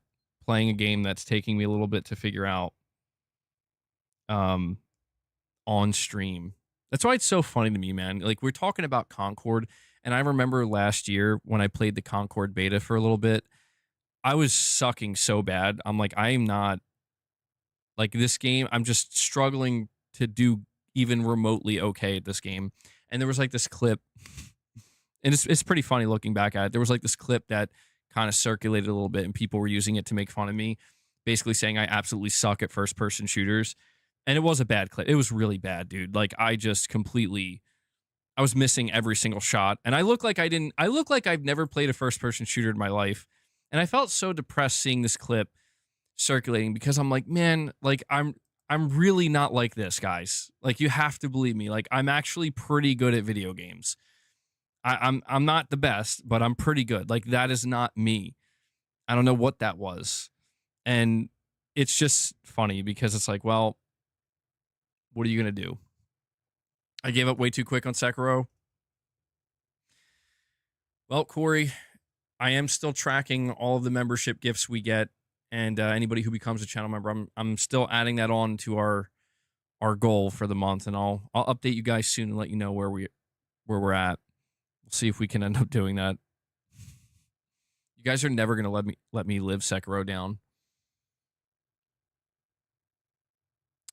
But Fishy, you're asking for a recap. Yeah, Hanzo's got you. He summed it up pretty well. Right now, we're just in the thick of talking about this live service situation. Sony is basically reevaluating. I also want to mention this, by the way. Something else that Jeff Grubb mentioned. Antonio, I'm going to read your chat in just a moment. Just want to say this before I forget. Something else that Jeff Grubb mentioned is he said that Sony went around and reevaluated every one of their projects. That means all of their single-player projects as well. And I just find that interesting because it almost seems like Concord shook Sony so bad that it made them like rethink almost everything. Like, it's just like funny to think like they had a crisis of like, do we know what we're doing at all? Oh my God, if we greenlit Concord and we thought Concord was good, what else did we greenlight? We got to go look. We got to go look at it again. You know, like, it's just interesting to think of Sony evaluating all of their projects pre-Concord and Sony evaluating their projects post-Concord, and how some of what they deem problematic. Yeah, Concord straight up traumatized Sony, bro. I'm not trying to like, use the word inappropriately, but it really does seem like, yeah, on like a business level, some people there are like traumatized because they're like, like if we have that happen a couple more times, it's over. They got Concord PTSD, bro. For real. So Herman is cleaning up Jim's crap. We're going to find out. I mean, don't you guys find it interesting, the timing of all this? I do. Antonio, thank you for waiting patiently, man. Thank you for the super chat. You're saying Sony did not announce the game cancellations. Jason got the leak and they confirmed it.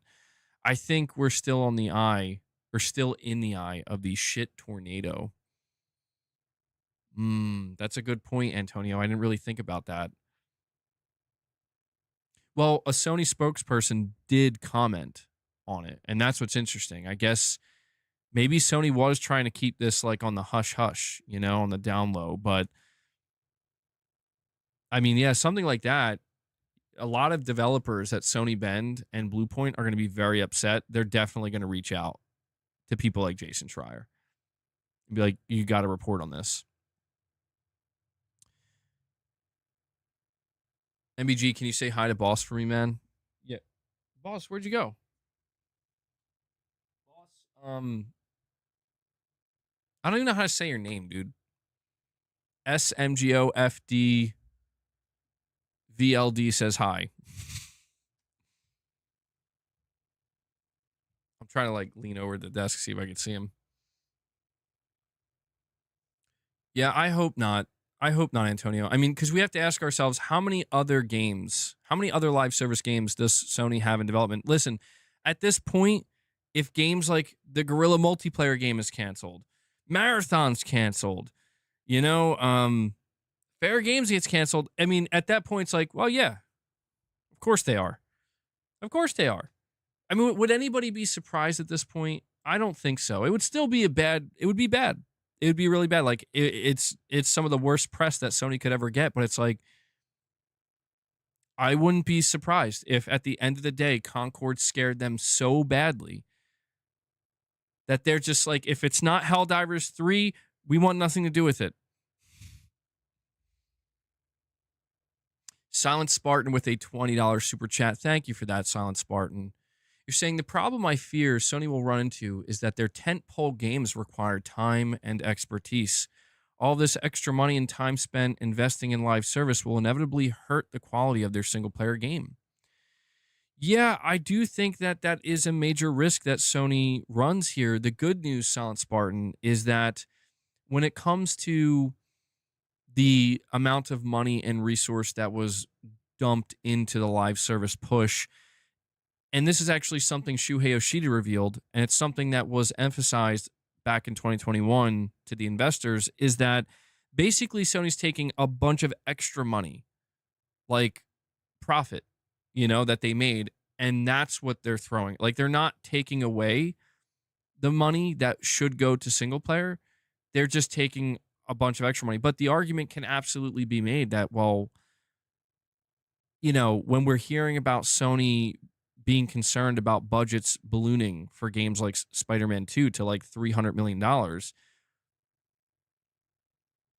how can you really complain about that if at the same time you're taking 50 million here, 75 million there, and dumping it into these garbage live service games that literally nobody asked for?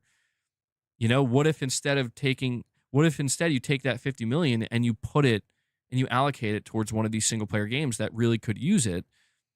Yes, it will increase the budget, but isn't that better than just flushing $50 million down the drain? Isn't it better to put that into a game that is only going to get better because of it, because it's already good?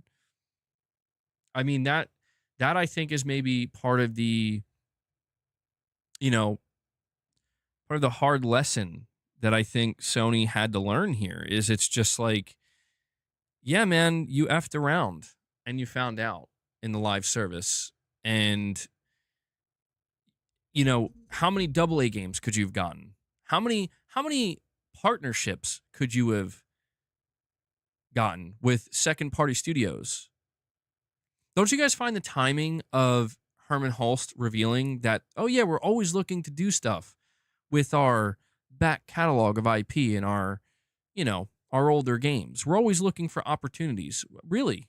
Huh, that's interesting, Herman. I don't recall you mentioning that in the last 5 years. What changed? I think we know what changed. Herman saw Concord released to the public. I think that's what changed. I think it's also interesting that we get a report from VGC, and VGC says that they've heard behind the scenes that Sony has already greenlit a couple of smaller deep cut revivals for older PlayStation games. We don't know who's making it. We don't know what games they are, but it seems like it's a complete 180, dude, where it went from, we're not doing any of that. We don't care about these old games. We don't care about older IP. We don't need that. We need live service, and we're willing to risk it all. They went from that to actually, you know what? Never mind. We're going to move away from live service. We're going to cancel almost all of our live service games. This is a complete fail. We've lost too much money. We've lost too much time. We've lost too much resource. Now we're going to start reactivating some of our older IP to maybe try to help with releasing that in between, you know, the newer stuff, the newer, bigger tentpole titles.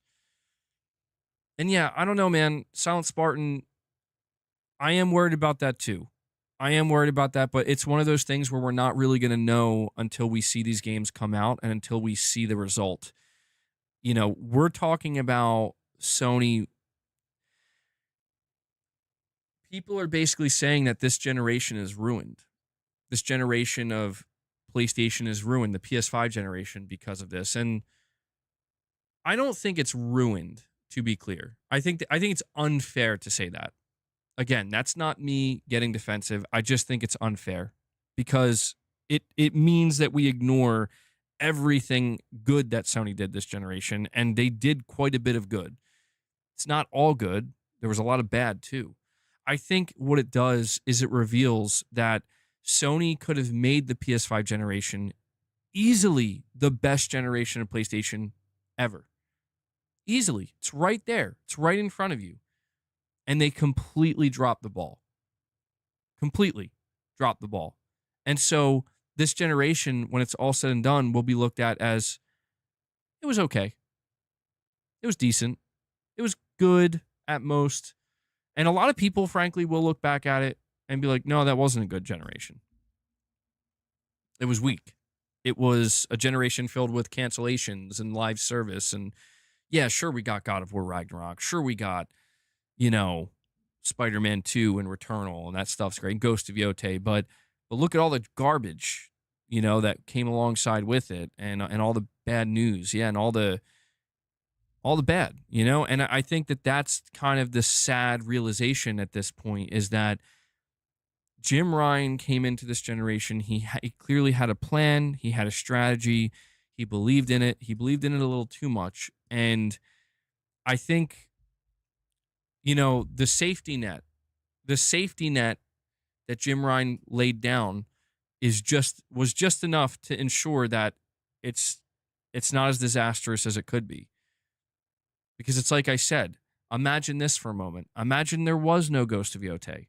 Imagine there was no Death Stranding 2. Imagine there was no Wolverine. Imagine there was no Intergalactic. Imagine that. That could have been a reality. It could have been a reality where literally none of these single-player games were going to be made. And if that was the case, that's the equivalent of there is no safety net. Your safety net is thinner than it should be. Not having a safety net at all could have been a possibility. And if that was the case, yes, this entire generation would have been completely over. Sony would probably, at that point, literally the only thing they could rely on is GTA 6 and third parties. That's it. And they could, to be fair, they could survive that, but holy shit, that would have, I think, for as bad as it looks right now, for as low as the morale is right now for the PlayStation fan base, I think if we were looking down the barrel of there are literally no games till PlayStation 6 from Sony. Yeah, so I think Sony would they would lose all of everything. They would lose all their goodwill. I'm not saying people would necessarily leave, because I guess they could. They could go to Xbox. You could go to PC. But I think that Jim Ryan laid down a very thin safety net. And that safety net was, yeah, okay, you know, let Naughty Dog make one single-player game. Let Sucker Punch make one single-player game. Go ahead. Let Kojima make Death Stranding 2. Wolverine. Okay, yeah, we can do Wolverine. That's a big IP. Outside of that, though, man, unless Sony's got stuff that we don't know about, and they might, but I'm not banking on that at this point. Stuff that we don't know about that's ready to go anytime soon. And I think what Jim Ryan's mentality was, we don't have to worry about that safety net. We're not going to need it. Trust me, we're not going to need that safety net. Meanwhile, Jim's gone. I think Jim saw. He's like, oh, you know what? Actually, I'm gonna head out. Herman, Mr. Totoki, you guys got this. I'm gonna go hang out on the beach now and count my money. So peace. And I feel like that's what we're seeing. We're seeing the fallout, man. We're seeing the fact that, yeah, there is a thin safety net. And without that safety net, it would be looking 10 times worse than it looks. A proper sequel to Chrono Trigger. Is that what we need? Victor Perez, thank you for the super chat, buddy. Sorry to keep you waiting. You're saying, bro, you gave up on Sekiro? I'm not really good at video games, and even though it took me almost 2 months, I beat Sekiro and felt so proud of myself. Yeah, I did give up on it, but I don't know. I blame the fact that I just wasn't in the right frame of mind, and I don't know when I will be. It's weird sometimes with these games because I have to have the will to want to get good. And sometimes I don't have that. Sometimes I just give in to the frustration and I'm like, I don't have the patience for this right now. I really can't do it because I don't want to do it. But I do believe I could beat Sekiro because I've completed very difficult games. I remember when I completed Bloodborne, I was like, man, that was way more challenging than I expected. Getting the platinum for Lies of P was probably one of the most difficult things I ever did because I had to beat it in New Game Plus. The final boss, the final optional boss, which I remember was like, holy shit, that tested me. So I definitely believe if I wanted to do it, I think I could. But that's the problem, man. Like when I went to go play Sekiro, I think I was just trying to convince myself that I wanted to do it. And I'm like, it's also worth noting that my time that I spent playing Sekiro, I did so recording it and not actually just playing it how I normally would on my own. That probably was the biggest factor why I was like not enjoying it. Because everything I'm doing, I know like I'm recording footage, people are gonna see this, and I was like too busy thinking about that, not thinking enough about focusing on the game and actually, you get what I'm saying? Like my focus was not fully there. So I'm sure the day will come where I'm going to sit down and play Sekiro from start to finish. And I will be able to one day on this channel say, I did it. I finally did it. I beat Sekiro. Because the thing is, I love From Software. I don't love every single thing they do, but Dark Souls 1 through 3, some of my favorite games ever. Bloodborne, one of my favorite games ever. Elden Ring, also one of my favorite games. I mean, I platinumed that. So it's like Elden Ring, Night Rain. I'm looking forward to that. Kingsfield, never played Kingsfield. Sekiro's final boss is peak gaming. Well, favorite FromSoft boss? Oof. I don't know, man. There have been so many. I mean, it's hard for me not to think of like, Sif. You know what? I think I know what my favorite FromSoft boss is, and it's just because I'll never forget what it was like to face him and like the music, the ambiance, the just everything coming together. I'm like, holy shit. Dark Souls 1, the final boss. God, what's his name? I forget his name, but that's how memorable it was. But in all seriousness, I remember when I just like leading up to that, where you have like, yeah, Gwyn, thank you. I love how I forget that. But yeah, fighting Gwyn at the end, and I really struggled with it. This was like my first Souls game. I've never played anything like this. I'm like, I can't believe I made it. And I remember how crazy I thought it was. It's like, bro, I have to kill like 5 or 6 Black Knights just to get to the boss battle. I was mind blown by that. I'm like, man, this is no joke. And just the music that plays, man, I'm like, this is so awesome. And yeah, that was what an experience, man. You parried the shit out of Gwen. Gwyn. I gotta go play Dark Souls 1 again. I'm kind of like waiting for a remake, like a proper remake that looks like Demon Souls level for Dark Souls. I'm waiting for that because I want to replay Dark Souls 1 again. And I've really been thinking about maybe going back to Dark Souls Remastered, but I'm like, I want to wait, see if they do something with it. But anyway, getting back to the conversation about, yeah, I'll think about it, Victor. Getting back to the conversation about Sony's live service and them shifting away. You know, I'm not trying to, like I said, I'm not trying to make it sound like it's all doom and gloom. I can't.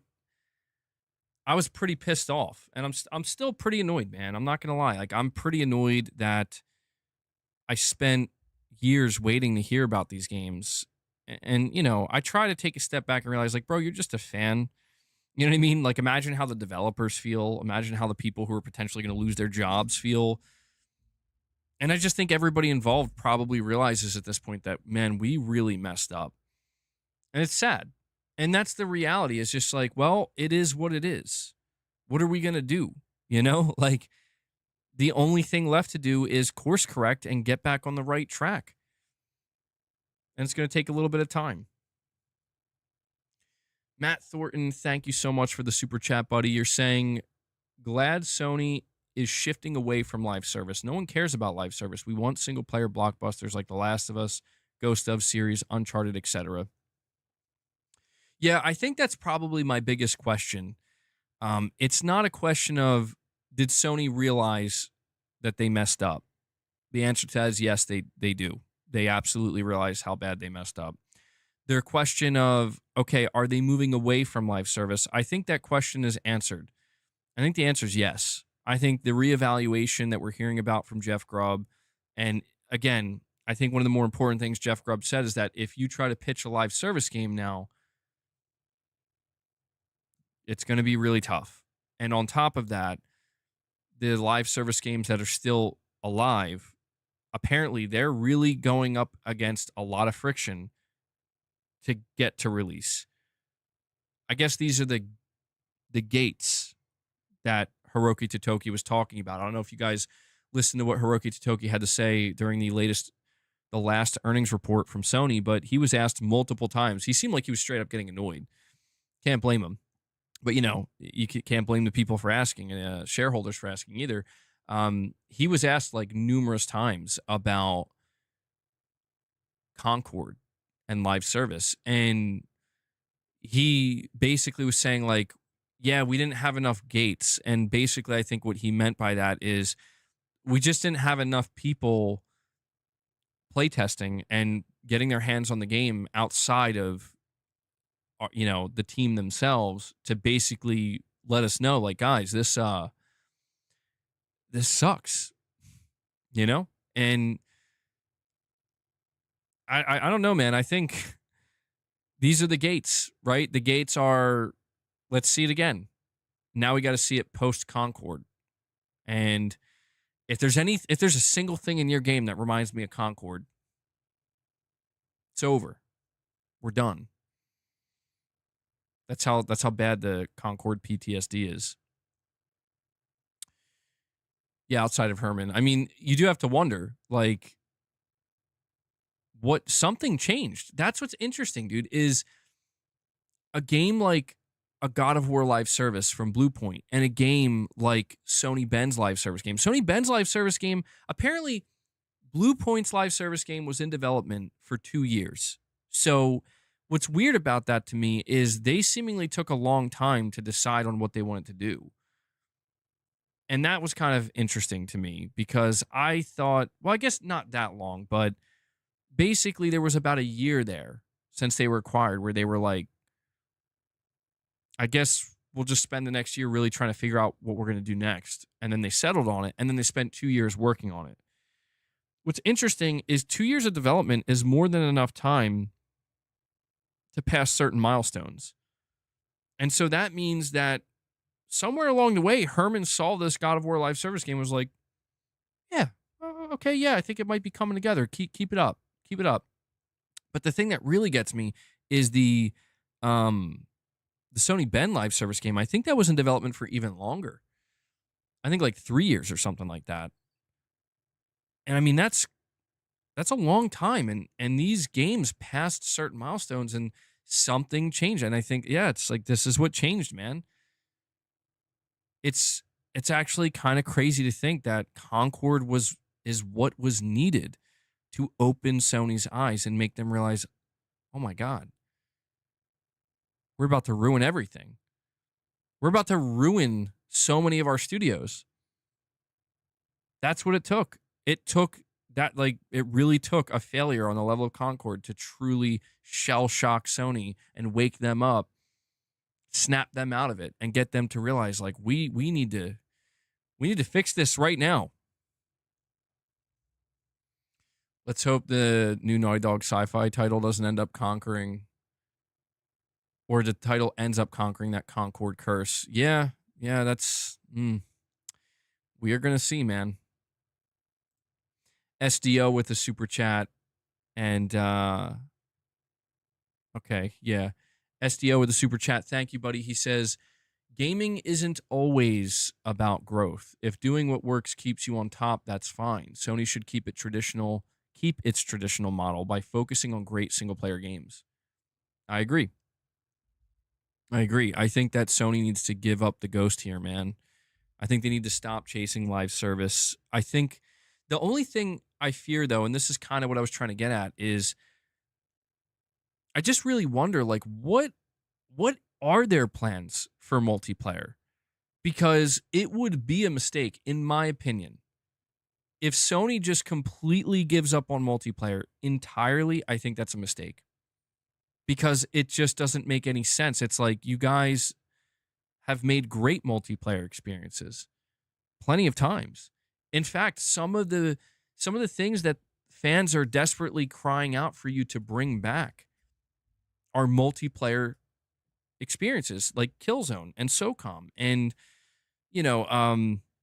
MotorStorm and whatnot. This is stuff that people want Sony to do, but these things are different from, let's chase that live service bag and that live service cash cow by just literally following what everybody else is doing to our own detriment. That is not what PlayStation fans were asking for. PlayStation fans were not asking for Ghost of Tsushima Legends, but we got it. And we got it because it was just a little like, hey, this is something else we worked on. We're going to release it. Hope you like it. Let us know what you think. And people were like, wow, this is great. Yeah, this is amazing. And it didn't impede on what Ghost of Tsushima was as a single-player game. But it also didn't come off just totally like forced and make you feel like, what are you guys doing right now? Who's this for? It wasn't like that at all. And that's why I think, yeah, we talk about these upcoming projects like Project Gummy Bears, and I'm like,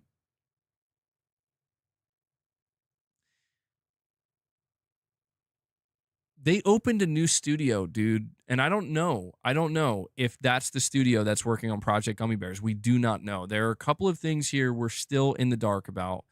Some people think that Jason Blundell's new studio is separate from Project Gummy Bears, and Project Gummy Bears has nothing to do with it. Project Gummy Bears, here's what's scary to me. Project Gummy Bears was a Bungie project, but Sony liked it so much, they decided we want to bring it in. And that's what I mean, where it's like,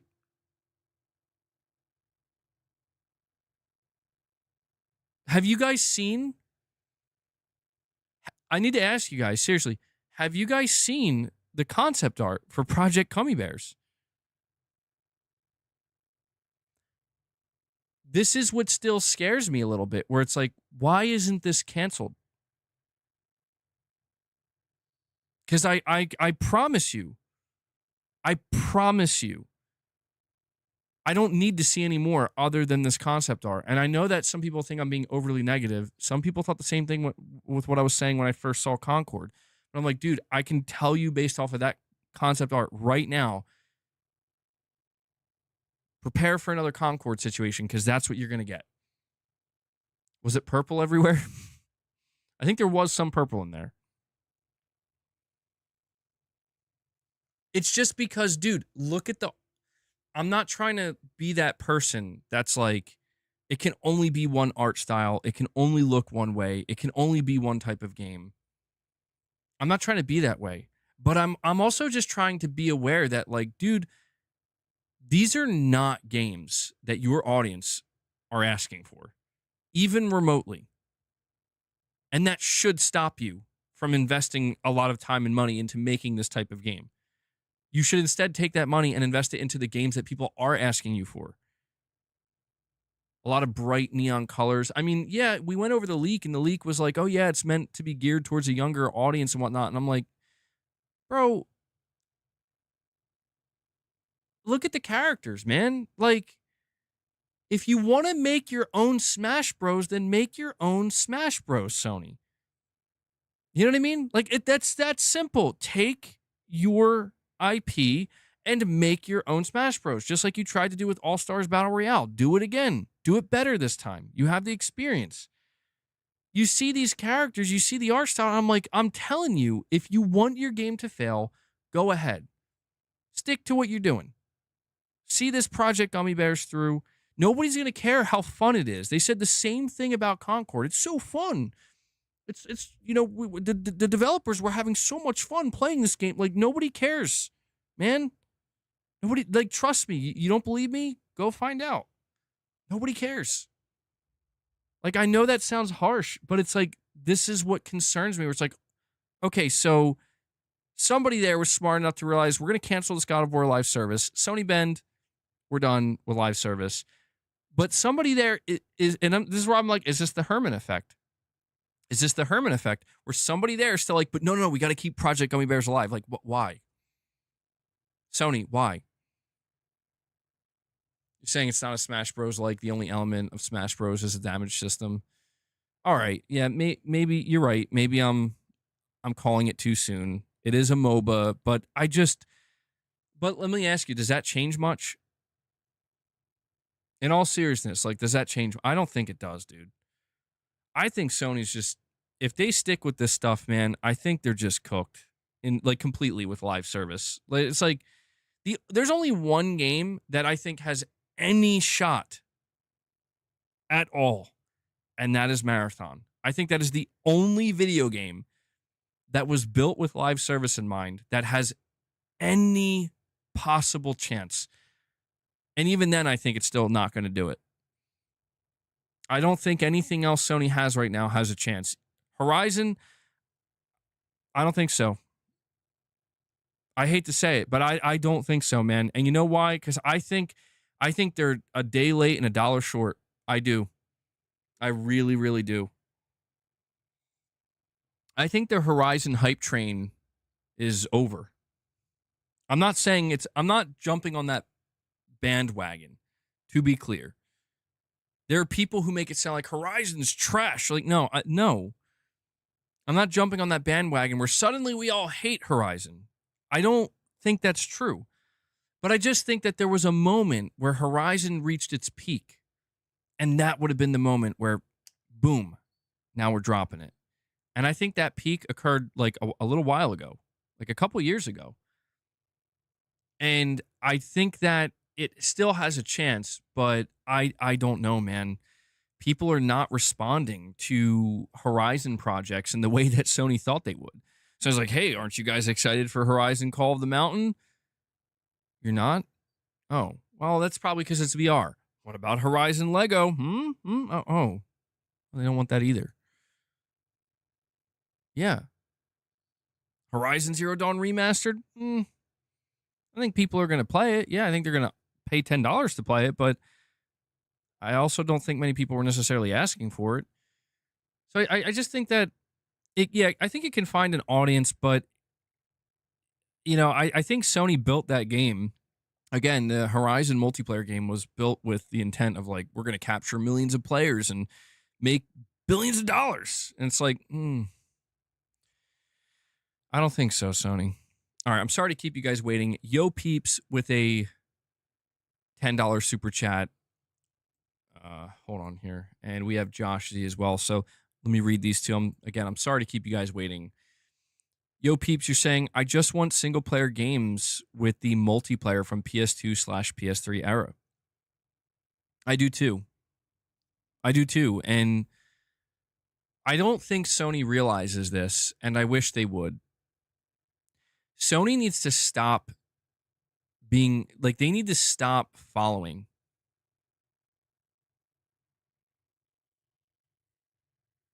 They do. Because if you look at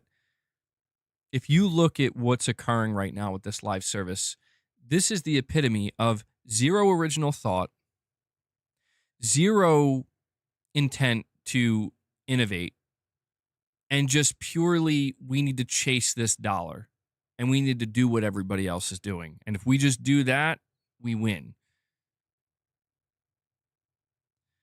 It's either that or Sony really convinced themselves, which would be even worse. And maybe this is actually true when we think about Concord.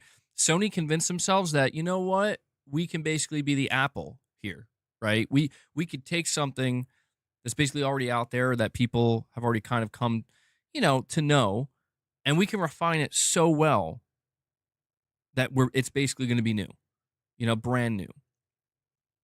And I think that maybe Sony actually convinced themselves that, well, wait till they see what we do in live service. And I'm like, all right, yeah, sure. I mean, listen, if you can do what you did in single player with live service, you have my interest. And then they come out and it looks like,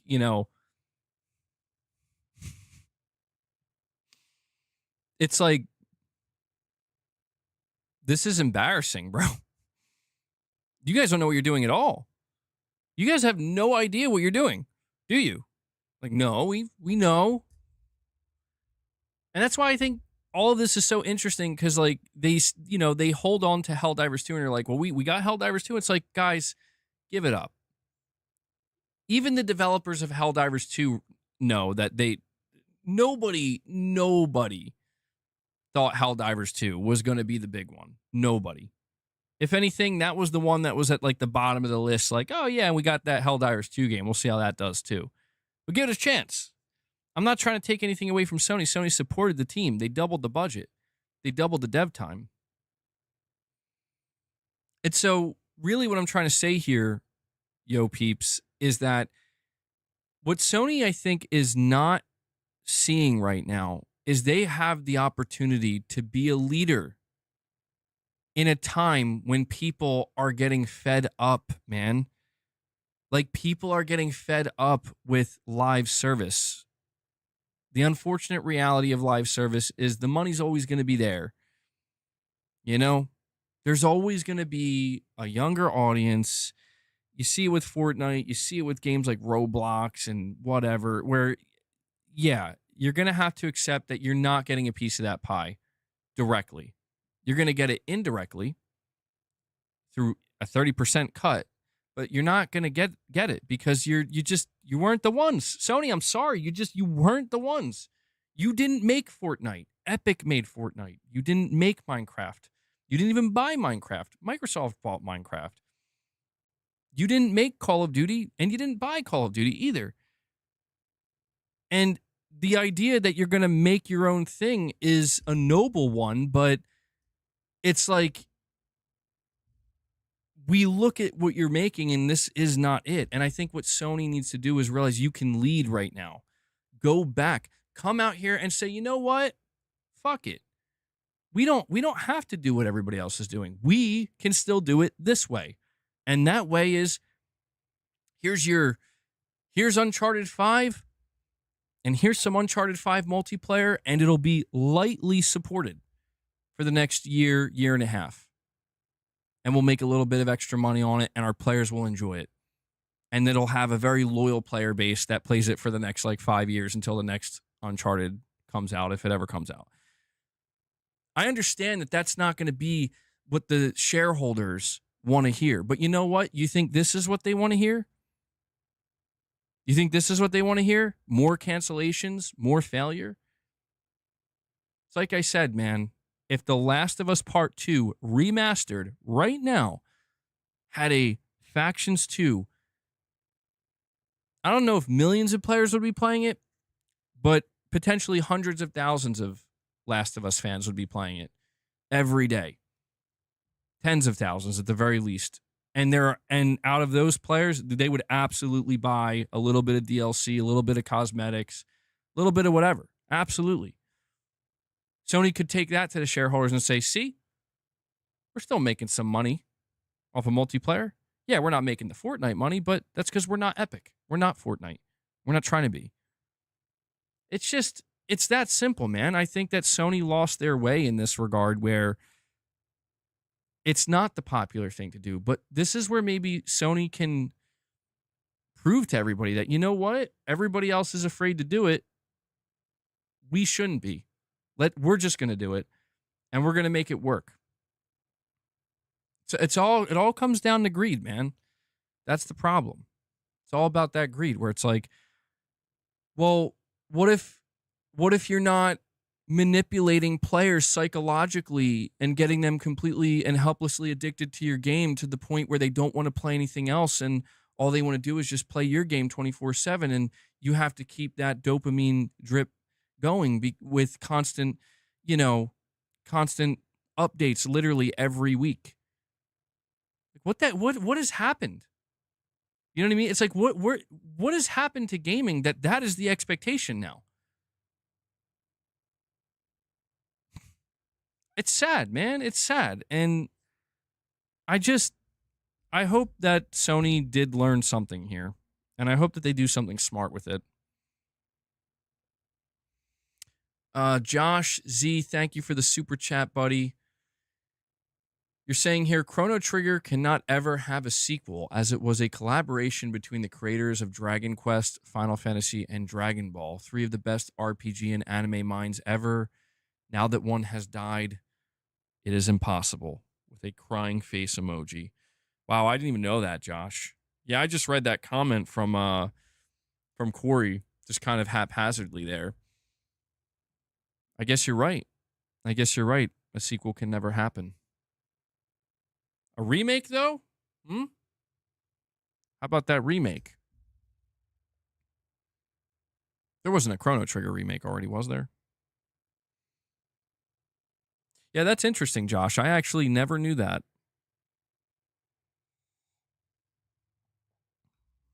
But now I know. You learn something new every day. Josh is always here teaching me. I appreciate it, Josh. What about Chrono Cross? Yeah, that's the one that I think that got remastered. Is Chrono Cross a sequel? I don't know. I'm not familiar with these titles. I'd have to look into it. Chrono Trigger's an all-time great RPG.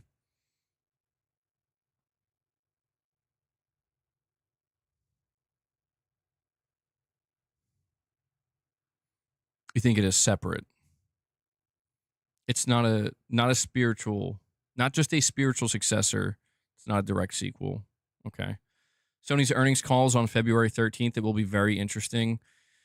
Yeah, we should gain some insight because Sony is going to have to, I think, acknowledge this to their, with their investors. I can't imagine this is just something they don't talk about.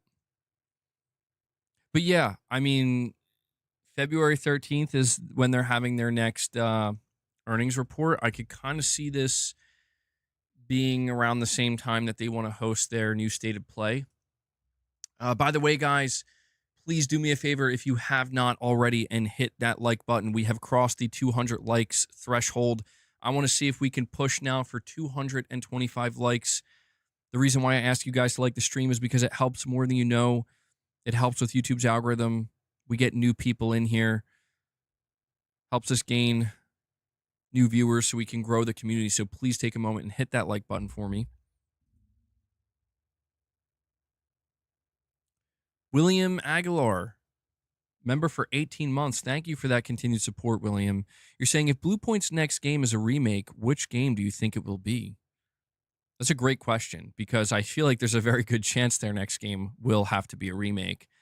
It doesn't have to be, but at this point, I think that might be the better way for them to go. Gosh, man, there's so much. There's so much.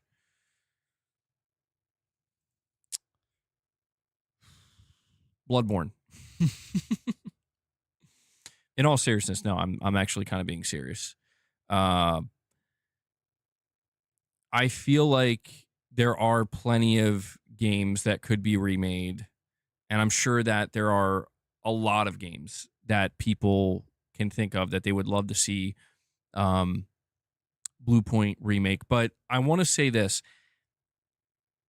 I think Sony will need to remake Bloodborne during the PlayStation 6 generation to they have to. Like, I think that Sony has just lost too much goodwill and they need to start doing these things that feel like they're directly answering the fans.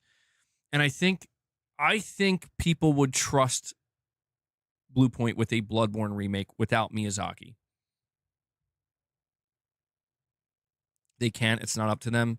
Yeah, that's something that may or may not be true. We did hear from Shuhei Yoshida. Shu said that he believes, it is his theory that Sony is respecting the fact that Miyazaki wants to be the one to work on Bloodborne, which makes sense because Miyazaki said that's his favorite game that he ever made. But I think if Blue Point pitched a Bloodborne remake for the PlayStation 6 and they could get Miyazaki's blessing, like, Miyazaki, do you sign off on this? And he says, you know what? Yes. I trust them because of what they did with Demon's Souls. I still think it would be some really hardcore From Software fans would be very concerned. But I think if they did it, right for the PlayStation 6, I think that could just be the easiest win ever. Even just getting Miyazaki's blessing for it, if he could be on board with that and he's like, you know what, yeah, I'm okay with you guys remaking it. Or maybe he could just consult on it, give his input, like, hey, Miyazaki, here's what we're doing. We were thinking about maybe tweaking this design a little bit of that. What do you think? And he says, no, I think you should do this instead. Or, yes, actually, I sign off on that. I think if they could make something like that work, and yes, it would be years until we see it, but if they could do this, I think it would be the easiest win all around. It's a win for Blue Point. It's a win for the fans. It's a win for Sony. And it's a win for, hopefully, Miyazaki as well and From Software. And it's after that, I think the question becomes way more interesting because I don't know, man. Demon's Souls was so incredible. I'm like, that's why I'm shocked that I don't understand, man. Like, I just don't understand how you go from Demon's Souls remake to God of War live service. It's like, what? Excuse me? Did I hear that right? Their team is larger now. Might not take as long. I mean, if they start earnestly now, it could conceivably be ready within the launch window of the PlayStation 6. But I don't know, man. There is that whole factor of, like, maybe Miyazaki really is like, nope. Maybe Miyazaki they've twisted Sony. He's twisted Sony's arm, bro. Maybe Sony, because do you remember there was that rumor? Is earnestly the word of the day? Yeah, I don't know why I can't stop using that word. I heard it like a month or two ago, and I just can't stop using it. I need to stop using that word. I'm doing that thing. Sometimes you hear new words, or not new words, but words you haven't really heard in a long time, and then they just kind of stick with you, and you start using it over and over again, and like every day. And now you're overusing the word. I'm definitely doing it. So I'm gonna have to take a step back. But I really think that Miyazaki may have twisted Sony's arm because do you remember there was that rumor? I don't know how true it is, but there was that rumor that apparently Sony was working on a Bloodborne remake of some kind or remaster, and they decided to shut it down. What's up with that? Why would they do that? Miyazaki caught wind and was like, oh, hell no. I doubt it. I doubt it. But that's my answer to that question, William. I know that it might not be the most exciting, but I think at this point in time, it's like the sign is right there. Blue Point is facing great shame. Sony is facing great shame from a project that seemed cursed from the start. And it's such a far cry from the amazing remakes of Demon Souls and Shadow of the Colossus. And I think it's right there. It's like, this is your redemption. And then some. So Days Gone 2. Yeah, you know what? Blue Point, make Days Gone 2. I'm going to have white hair by the time these games come out. I already have white hair. So I'll just have more. Racket Raccoon with the $2 super chat says they need to take risks again. Good risks.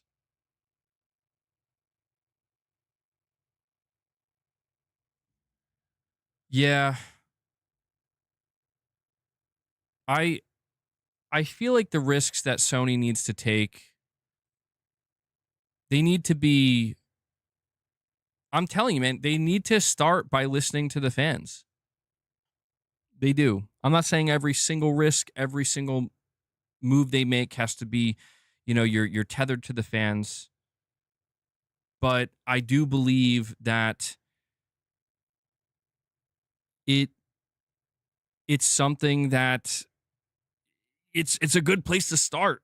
Like you have a massive fan base that you can't listen to everything they request. You can't give in to everything, but it's just like you can use it as like a base to determine like, all right, is this a good idea?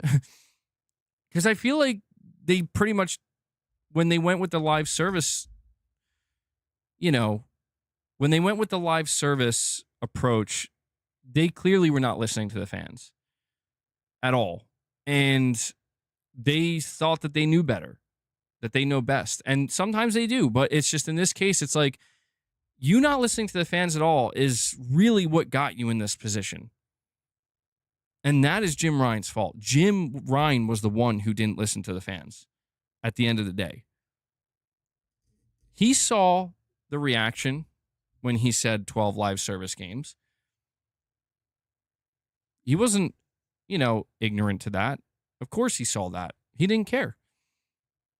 And I think this is where the problem lies, is it's just like, what in God's name would make you think the fans want a God of War live service?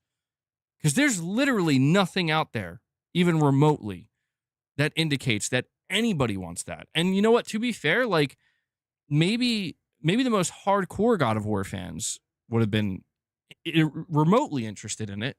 But even they are probably like, what?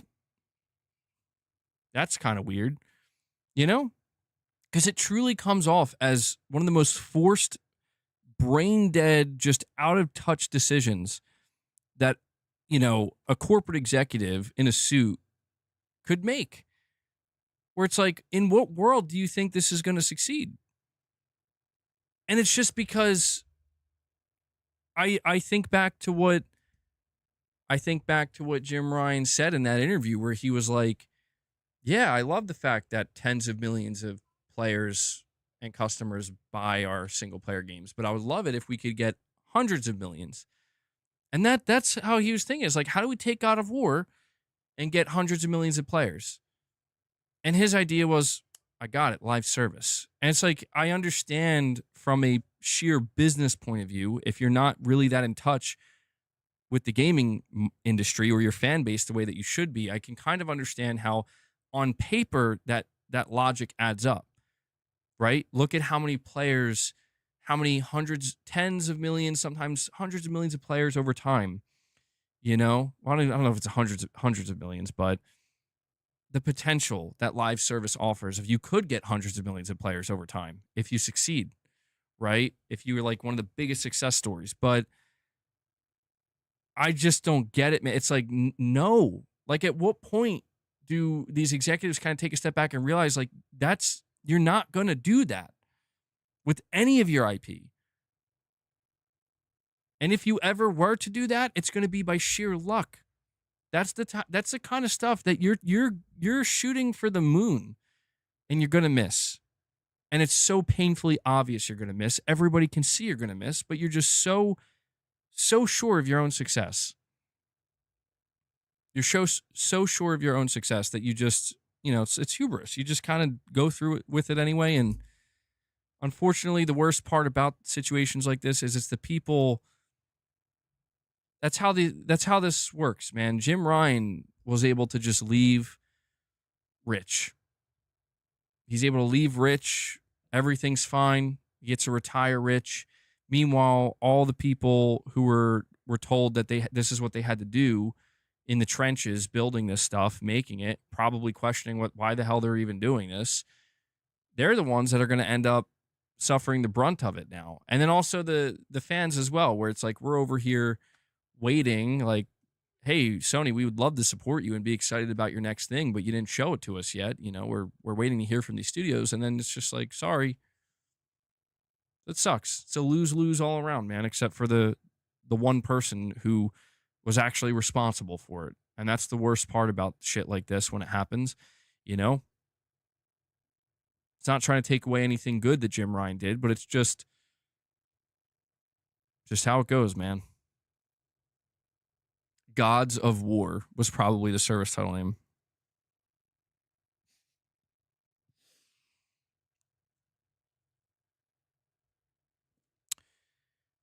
Probably right. Just imagining Herman. That's great. I love it.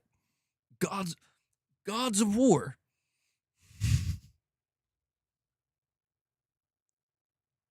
Jim knew.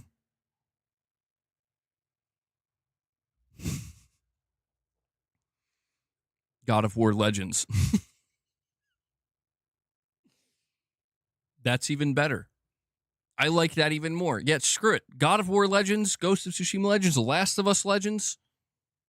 Might have worked. I don't know, man. If Santa Monica came out and they were like, we want to do this, I feel like it would be different. I would still be very concerning and scary. Like, are you guys sure? But if Santa Monica, the studio responsible for making God of War, was like, we really want to try this, I feel like fans would be like, oh, it'd be, trepidatious. Like, okay, I guess. But because you could at least say it's the studio responsible for the games and this is what they want to do. I feel like that's different completely from this, where it's like Blue Point Games, a studio that has nothing to do with the God of War series, except, I mean, they're familiar with it. They supported, I think they helped support Ragnarok a little bit, and they remastered the original games for the PS3. But outside of that, it's like they have zero live service or multiplayer experience, and it's like, yeah, why don't you guys do it? It's so weird. Chad A, a member for 16 months, he says Sony could have some lightweight multiplayer modes in their games that allow for peer-to-peer multiplayer like back in the old days. Servers optional. Yeah. As much as I want Sony to take a step back and kind of realize that you should not give up entirely on multiplayer, because you've done good multiplayer before. You just need to get your head out of the clouds and not continue to believe that you're going to find this massive live service success story.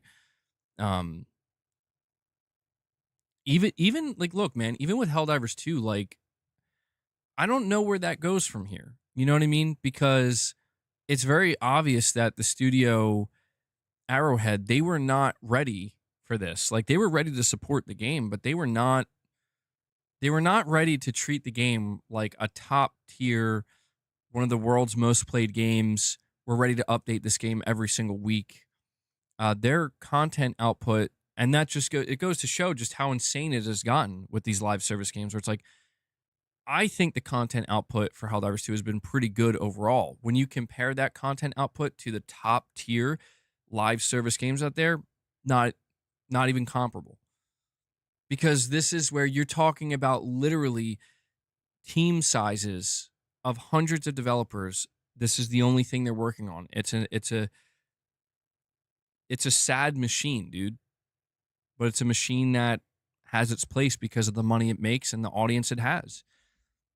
And I say that as somebody who sometimes, again, I play some of these live service games, so I'm not even trying to shit on live service games. It's just the machine itself is sad that it's like these teams will never not work on this. Period. They will never not work on this. And I don't know. You're talking about building up teams of 400 or 500, 600 devs just so that every single week, here's more content, here's more content, here's more content. Please give us more money. And a lot of this content isn't even that meaningful anymore, you know?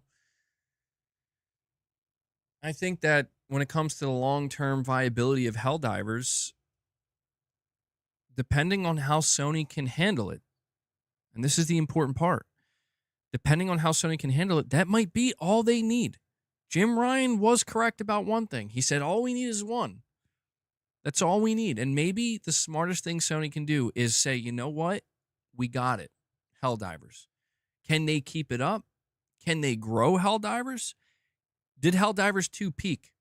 Did the Helldivers brand peak?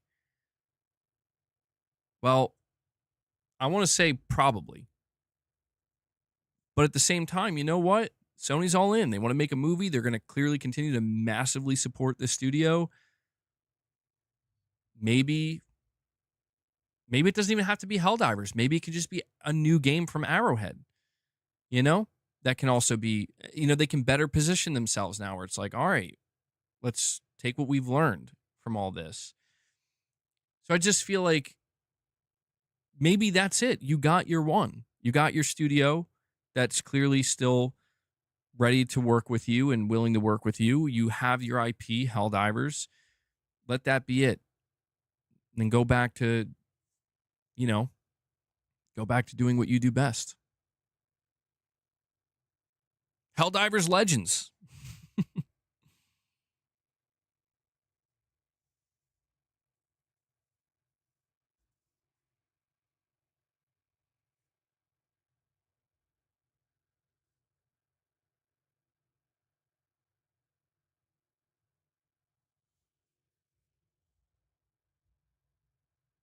Sony would be dumb to fumble it.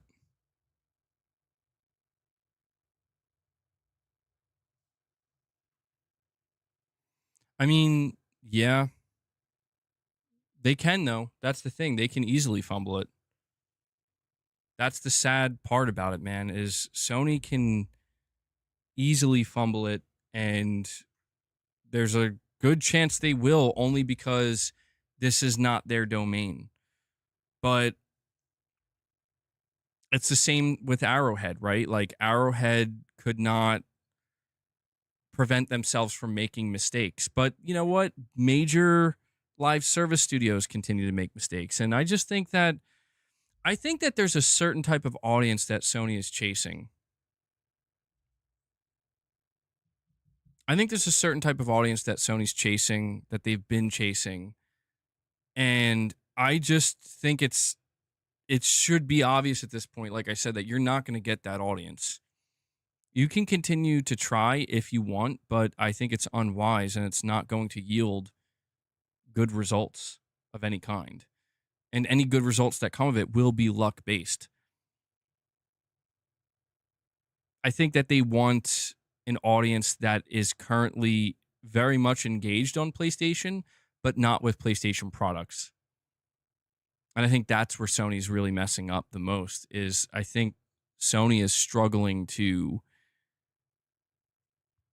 maybe accept the fact that, yeah, something like AstroBot, that can appeal to a new audience, potentially a younger audience, but maybe go more in that direction. And this is why. This is very likely why they're not going to cancel Project Gummy Bears. Because one of the more interesting things I mentioned about that game is the fact that they're like, yeah, this is going to be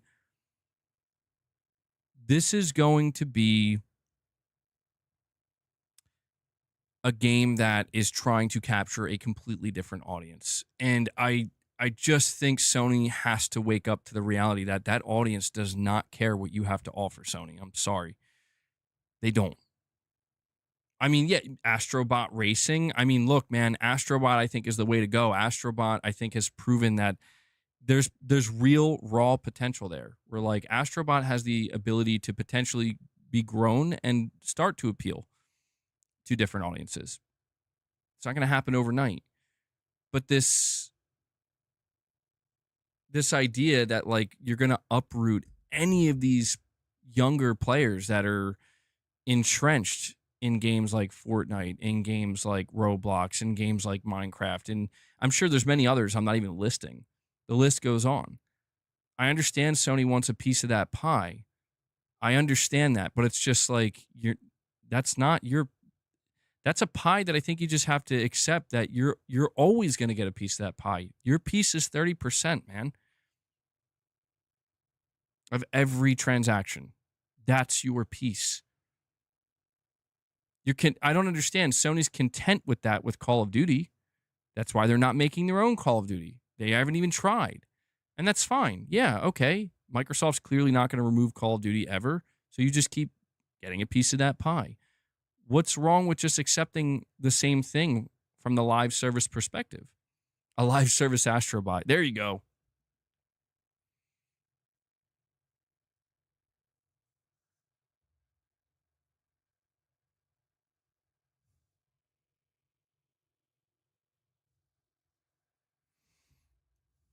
Kids don't play sports games. Look at the age range. It's like 35 and up.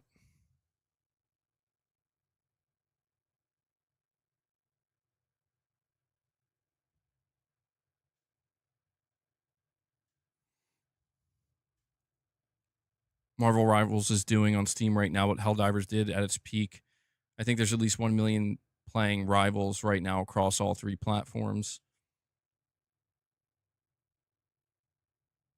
Yeah, the Marvel Rivals situation is fascinating to me because I'm not entirely sure if is this like,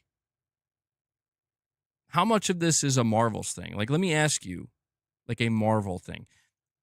If Marvel Rivals was an original game and did not have the licensing, would it be succeeding right now?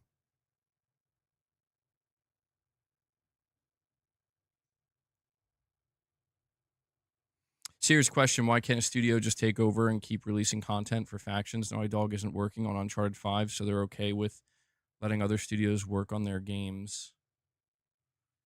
Yeah, I'm not sure. MRPD. I don't know the answer to that one. You don't think so? It's carried by the IP?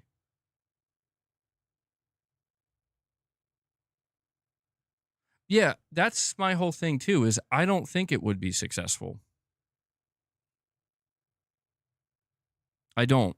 Because I'm not saying it wouldn't have any chance, but it wouldn't be doing what it's doing right now. I think that Marvel Rivals basically shows you that you can break into an oversaturated market if you have the right ingredients. The right ingredients in this case are extremely valuable IP that everybody knows and is familiar with, and treating that IP with enough respect to, make it appealing to the fans of that IP, but also have a good gameplay loop, a very, very solid gameplay loop, and a solid roadmap for content. Those are the ingredients. And I think that this is where Sony didn't even take that approach, you know? And if they tried, I mean, maybe it's better we didn't see it. Maybe behind the scenes they did. But you think the huge launch roster was a big help? Oh, yeah. And the fact that the game was free to play as well.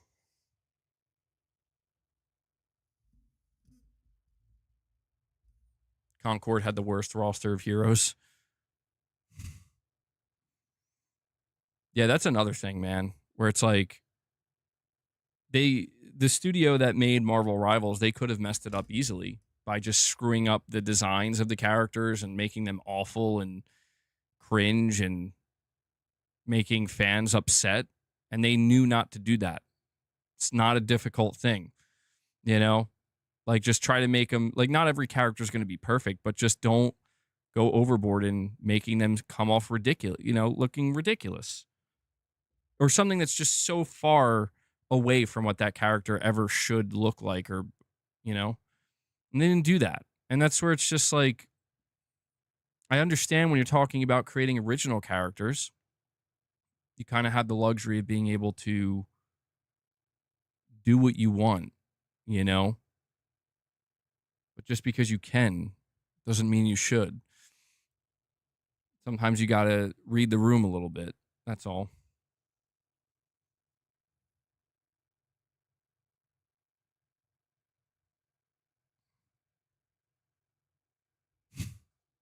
Sony needs to buy Splinter Cell from Ubisoft. I mean, one of the things that Sony Bend could do if they wanted is they could reboot Siphon Filter.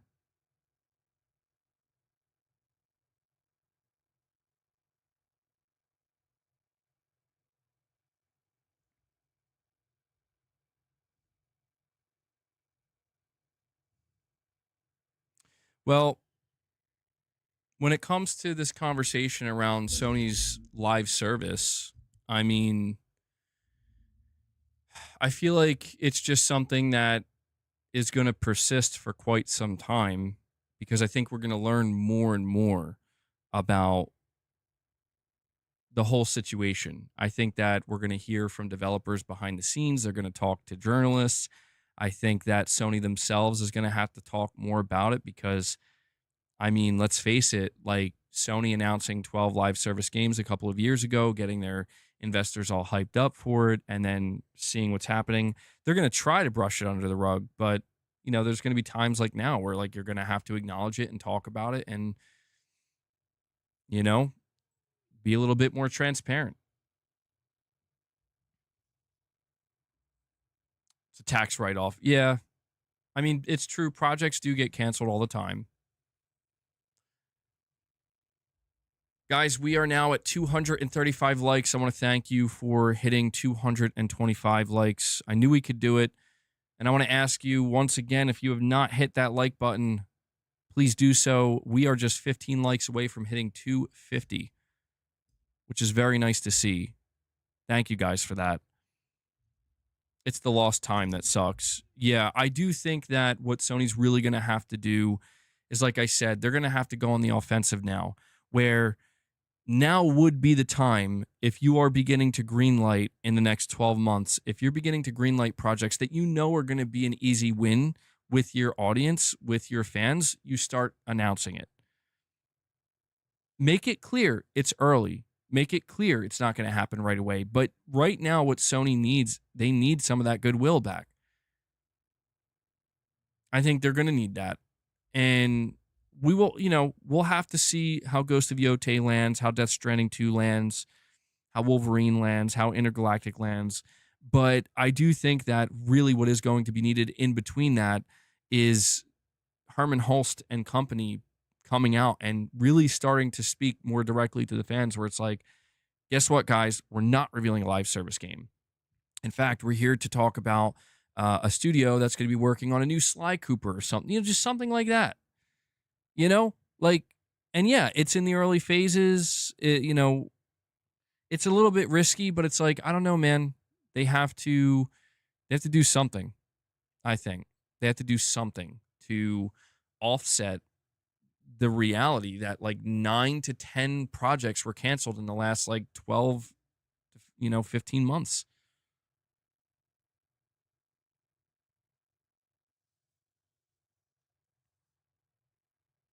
Instructions unclear, panic buys Ubisoft. Yeah.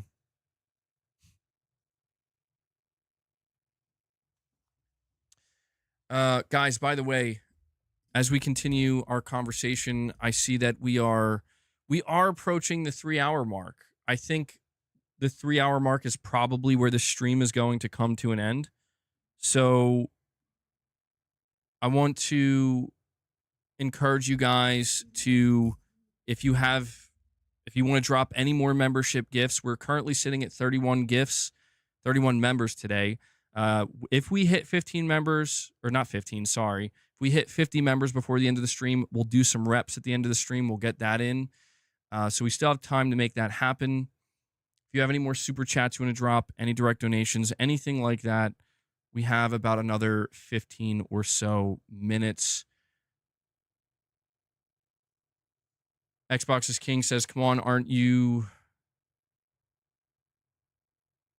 Come on, you show me guys getting tired of waiting around for a new hard... I'm not sure what you... I'm gonna be honest, Xbox's King. I tried to read that, but I'm not exactly sure what you're saying. Do you guys know they canceled 9 PlayStation games this generation, not 5? That's more cancellations than they released.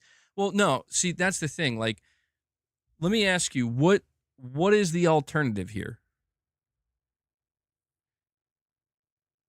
It's a serious question. Like, what is the alternative here? Like, what other options do PlayStation fans have? We could go to PC. Is that going to make more PlayStation games appear? No. We could go to Nintendo. Is that going to make more PlayStation games appear? No.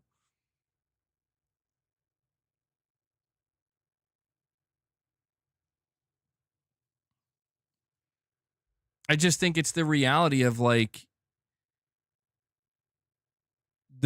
the reality for PlayStation players right now looks like this, in my opinion. Here's how I see it. We are looking at a ton of games canceled, a ton of time wasted, a ton of studios just working on stuff that will not see the light of day. And the realization that this generation is going to be so far away from reaching its full potential because of that. We are also looking at, for the next 3 or so years leading up to the PlayStation 6, because apparently the PlayStation 6 is coming out in 2027. At least we're going to talk about that tomorrow. We are looking at, again, having a certain amount of games to close out the year, like Yote, Wolverine, maybe Venom, if that's a game that's still happening. Intergalactic, so on and so forth. Death Stranding 2, GTA 6. It's funny because it's like I do see some people on like Twitter and stuff. I do see some people who are basically like somehow like this is a victory lap for Microsoft, and it's like, I mean, if you're trying to compare Microsoft and Sony's first party, there is no comparison. Literally, there is none.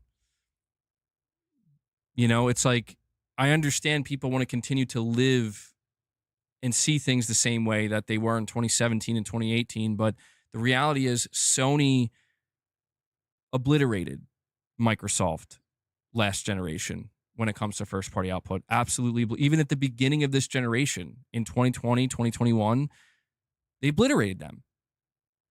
Microsoft was able to get to where they are now with their first party, where now Microsoft can technically run laps around Sony first party because they paid for it. They bought it. So the real argument is you have to ask yourself, who better prepared for long-term stability with first party to where we are now? Microsoft did. That should be obvious. Yes, like that is obvious. Microsoft paid an unbelievable amount of money to make sure that in the next 5 to 10 years, we're not going to have to worry about whether or not we have games to release, whether or not we have good games. We literally paid to make that happen. We scooped up things that are already out there. Sony, it's not that they didn't, Sony blew money too. Not nearly as much, but Sony just made the wrong call where like Sony made the wrong investment. That's the point. They made the wrong investment. So, for every couple of games that Microsoft puts out, we're going to probably get one game from Sony.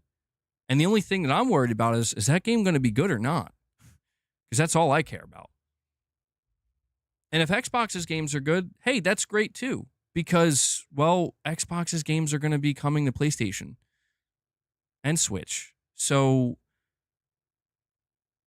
you know, if again, if it's certain people, they want to continue with the publisher wars. It's like, yes, guys, Microsoft has way more studios and will be releasing way more games than Sony.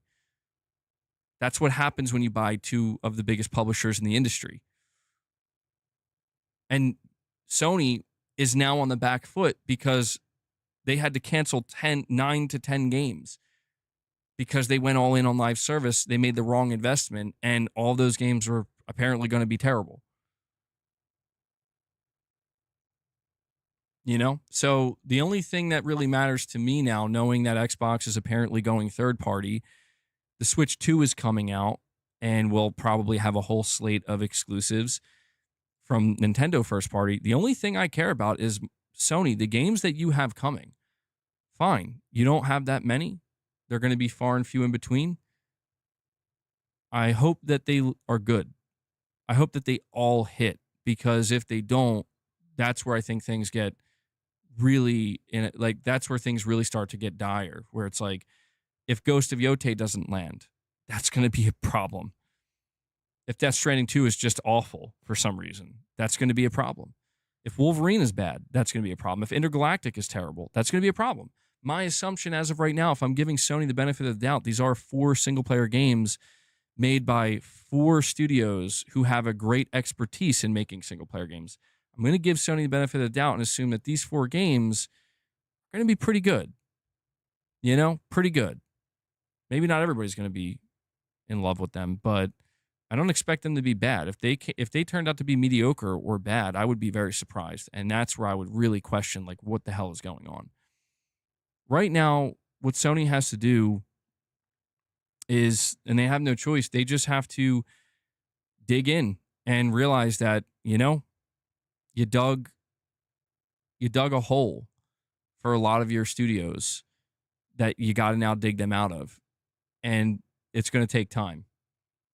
And unfortunately, we have to accept that too. But that's why I'm saying, it's like, I understand, like, being mad, and I am annoyed. I am annoyed, and I did express my frustration. But I just am, like, thinking, because it's funny. I saw somebody leave a comment on my last video, and you're like, I think we're just 1 or 2 bad PlayStation moves away from MBG having his Crackdown 3 moment with PlayStation. And it's like, you know, maybe that's true, but it's just like, where am I gonna go? You know what I mean? Like, I've already made it clear that I'm going to be playing some of Xbox's games. I will be covering some of Xbox's games because they're going to be coming to PS5. I've already made it clear that we will be talking about the Switch 2, you know? And I'm not sure that I'm necessarily going to be playing it, but that's what's weird about this situation, is it's just like, things have really, not only have things changed from a platform perspective across the board, but you think going to Nintendo, I mean, dude, I'm not even going to sit here and pretend that I could. That's not an option for me, dude. Nintendo would never be my main platform. I would go to PC before I went to Nintendo. And it's nothing against Nintendo. It's just, to me, Nintendo would always have to be like my secondary platform if I even got back into Nintendo. But I don't know that I'm going to get back into Nintendo, you know? There's no ill will there. There's no ill will. It's just, MBG, why waste your money?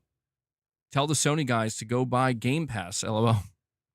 Well, we'll see what happens. Like I said, I really did not think that the disaster. I knew that the live service push could be disastrous. I didn't think it would be like this. Yeah, I got to bring that one back.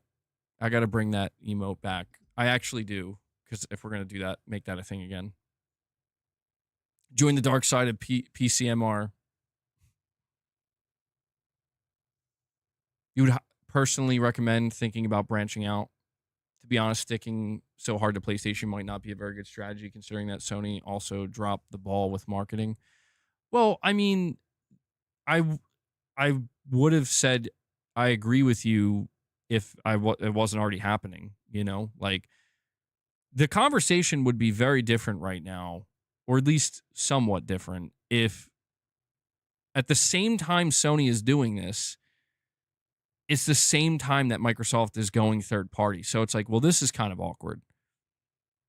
Because, yeah, this could have been like that moment where I'm like, Sony, you got to be fucking kidding me. But I just kind of realized, like, any of the things that I would have gravitated towards are likely going to be here anyway. So that's what I mean when I say, like, where is there to go? I mean, if it was a thing where it's like, I don't know, man, Nintendo's winning me over, yeah, that would be a different situation, because Nintendo's only, hey, you buy the Switch. You buy the Switch. But the whole thing is, like, I would walk away from PlayStation right now, potentially, if there was nothing. In all seriousness, like, if after this news of multiple games getting canceled that I've been waiting to hear from for years, if it's like there is no Ghost of Yotei, there is no DS2, there is no Wolverine, there is no Intergalactic, there's nothing, I would seriously consider walking away, because it's like, yeah, I mean, what do you do at that point? You know what I mean? Like, what do you do? At that point, you wait for the PlayStation 6. I would have to look over my library. I would have to look, I've earned a lot of platinum trophies and whatnot. So, it's a situation where I'd have to really question, like, am I going to rebuild somewhere else? That was something that did stop me for a while from leaving the Xbox ecosystem. But at the end of the day, I just kind of pulled, I ripped the Band-Aid off, and I was like, yeah, But MVG's going to walk away from PlayStation because of 2 multiplayer games that he never saw. It'll take a lot more than that. I mean, it's like I said, man, people are talking right now as if there is nothing for PlayStation. I literally know what that's like, dude. Like, there were times with Xbox. Again, this was last generation. It's not like this now. But there were literally times where it's like, yeah, we don't have anything. We will, but we don't now. You're just going to have to wait. Maybe next E3. I know what that's like. And that, believe me, is like, okay. I'm going to start looking around a little bit, That's not where we are. And I think people who are behaving that way are being a little bit too disingenuous, where it's like, I get it, man. You want to take a couple of victory laps. You want to dunk on PlayStation and PlayStation fans. That's fine. But can we just not pretend? Like, can we not act like there aren't 2 big AAA single-player games coming from Sony this year? Can we not pretend like that's not a thing? You know what I mean?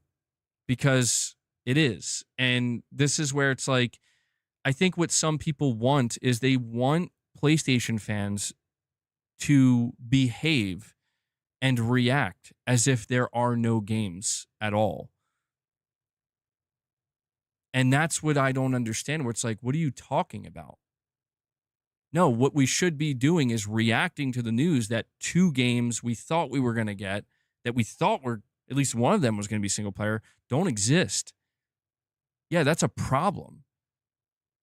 That does not equal now PlayStation has no games coming. They're 2 different things, and we need to treat them that way. And the more people try to muddy the water and blend these 2 things as if they are the same, it's weird to me, because it's like, what are you talking about?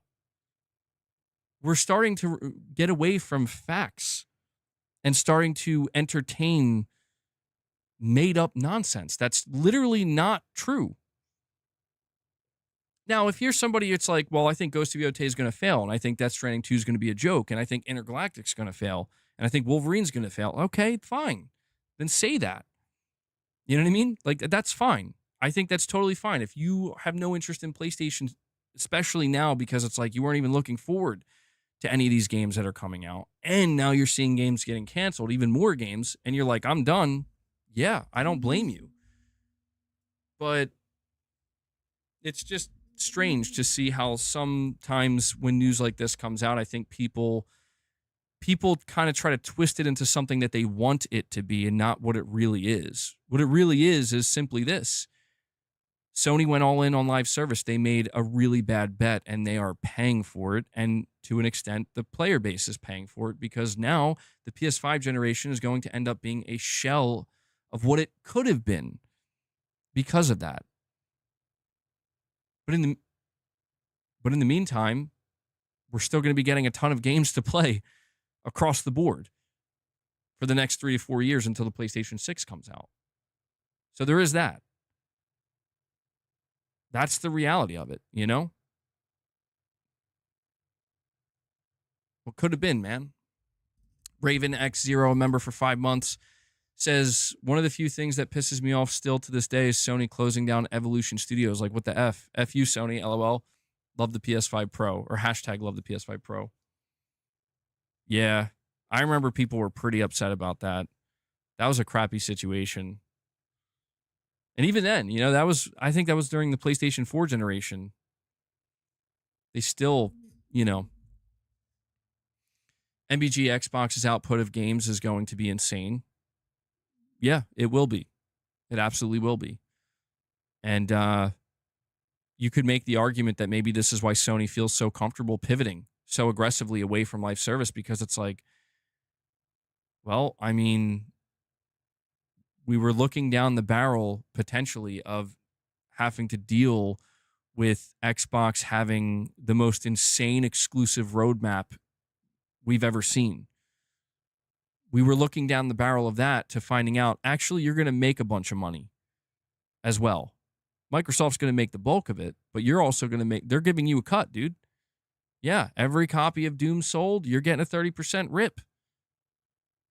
Every copy of Call of Duty, every copy of Indiana Jones, Halo does come to PlayStation. Every copy of that sold, 30% rip. And Sony's probably like, oh, oh. You know, imagine that. It's like what was supposed to be your biggest threat is actually going to make you some money that you otherwise weren't going to make. It's funny because it's like, I see some Microsoft fans, they're like, yeah, PlayStation fans are going to fund more games being made at Microsoft Studios. And like, yeah, you're right. We are. And I don't think we have a problem with that if we're getting those games. But what's also ironic is, in a way, Microsoft is helping Sony in a way offset all this money that they wasted, or at least a portion of the money they wasted in live service, because now Sony's going to be getting, like I said, a 30% rip from, you know, from games that they otherwise were never supposed to see on their platform. So it's really ironic the way all this has worked out. But either way, man, I think that there's still a lot left for us to learn in 2025. And it'll be very interesting to see. I mean, we're only a couple weeks into the year, and there's already some really, really interesting stuff going on. But guys, I think that's going to do it. I did say we were going to talk about the Shuhei Yoshida stuff today. I'm actually going to save that for tomorrow. I went on a lot longer with some topics today than I had planned. So I do want to cover a bunch of the things that Shuhei Yoshida said. So we're going to have a whole slate of topics tomorrow. We're going to be talking about the PlayStation 6 tomorrow. Really interesting rumor, or leak, actually, potentially, about the PlayStation 6. We will cover that tomorrow.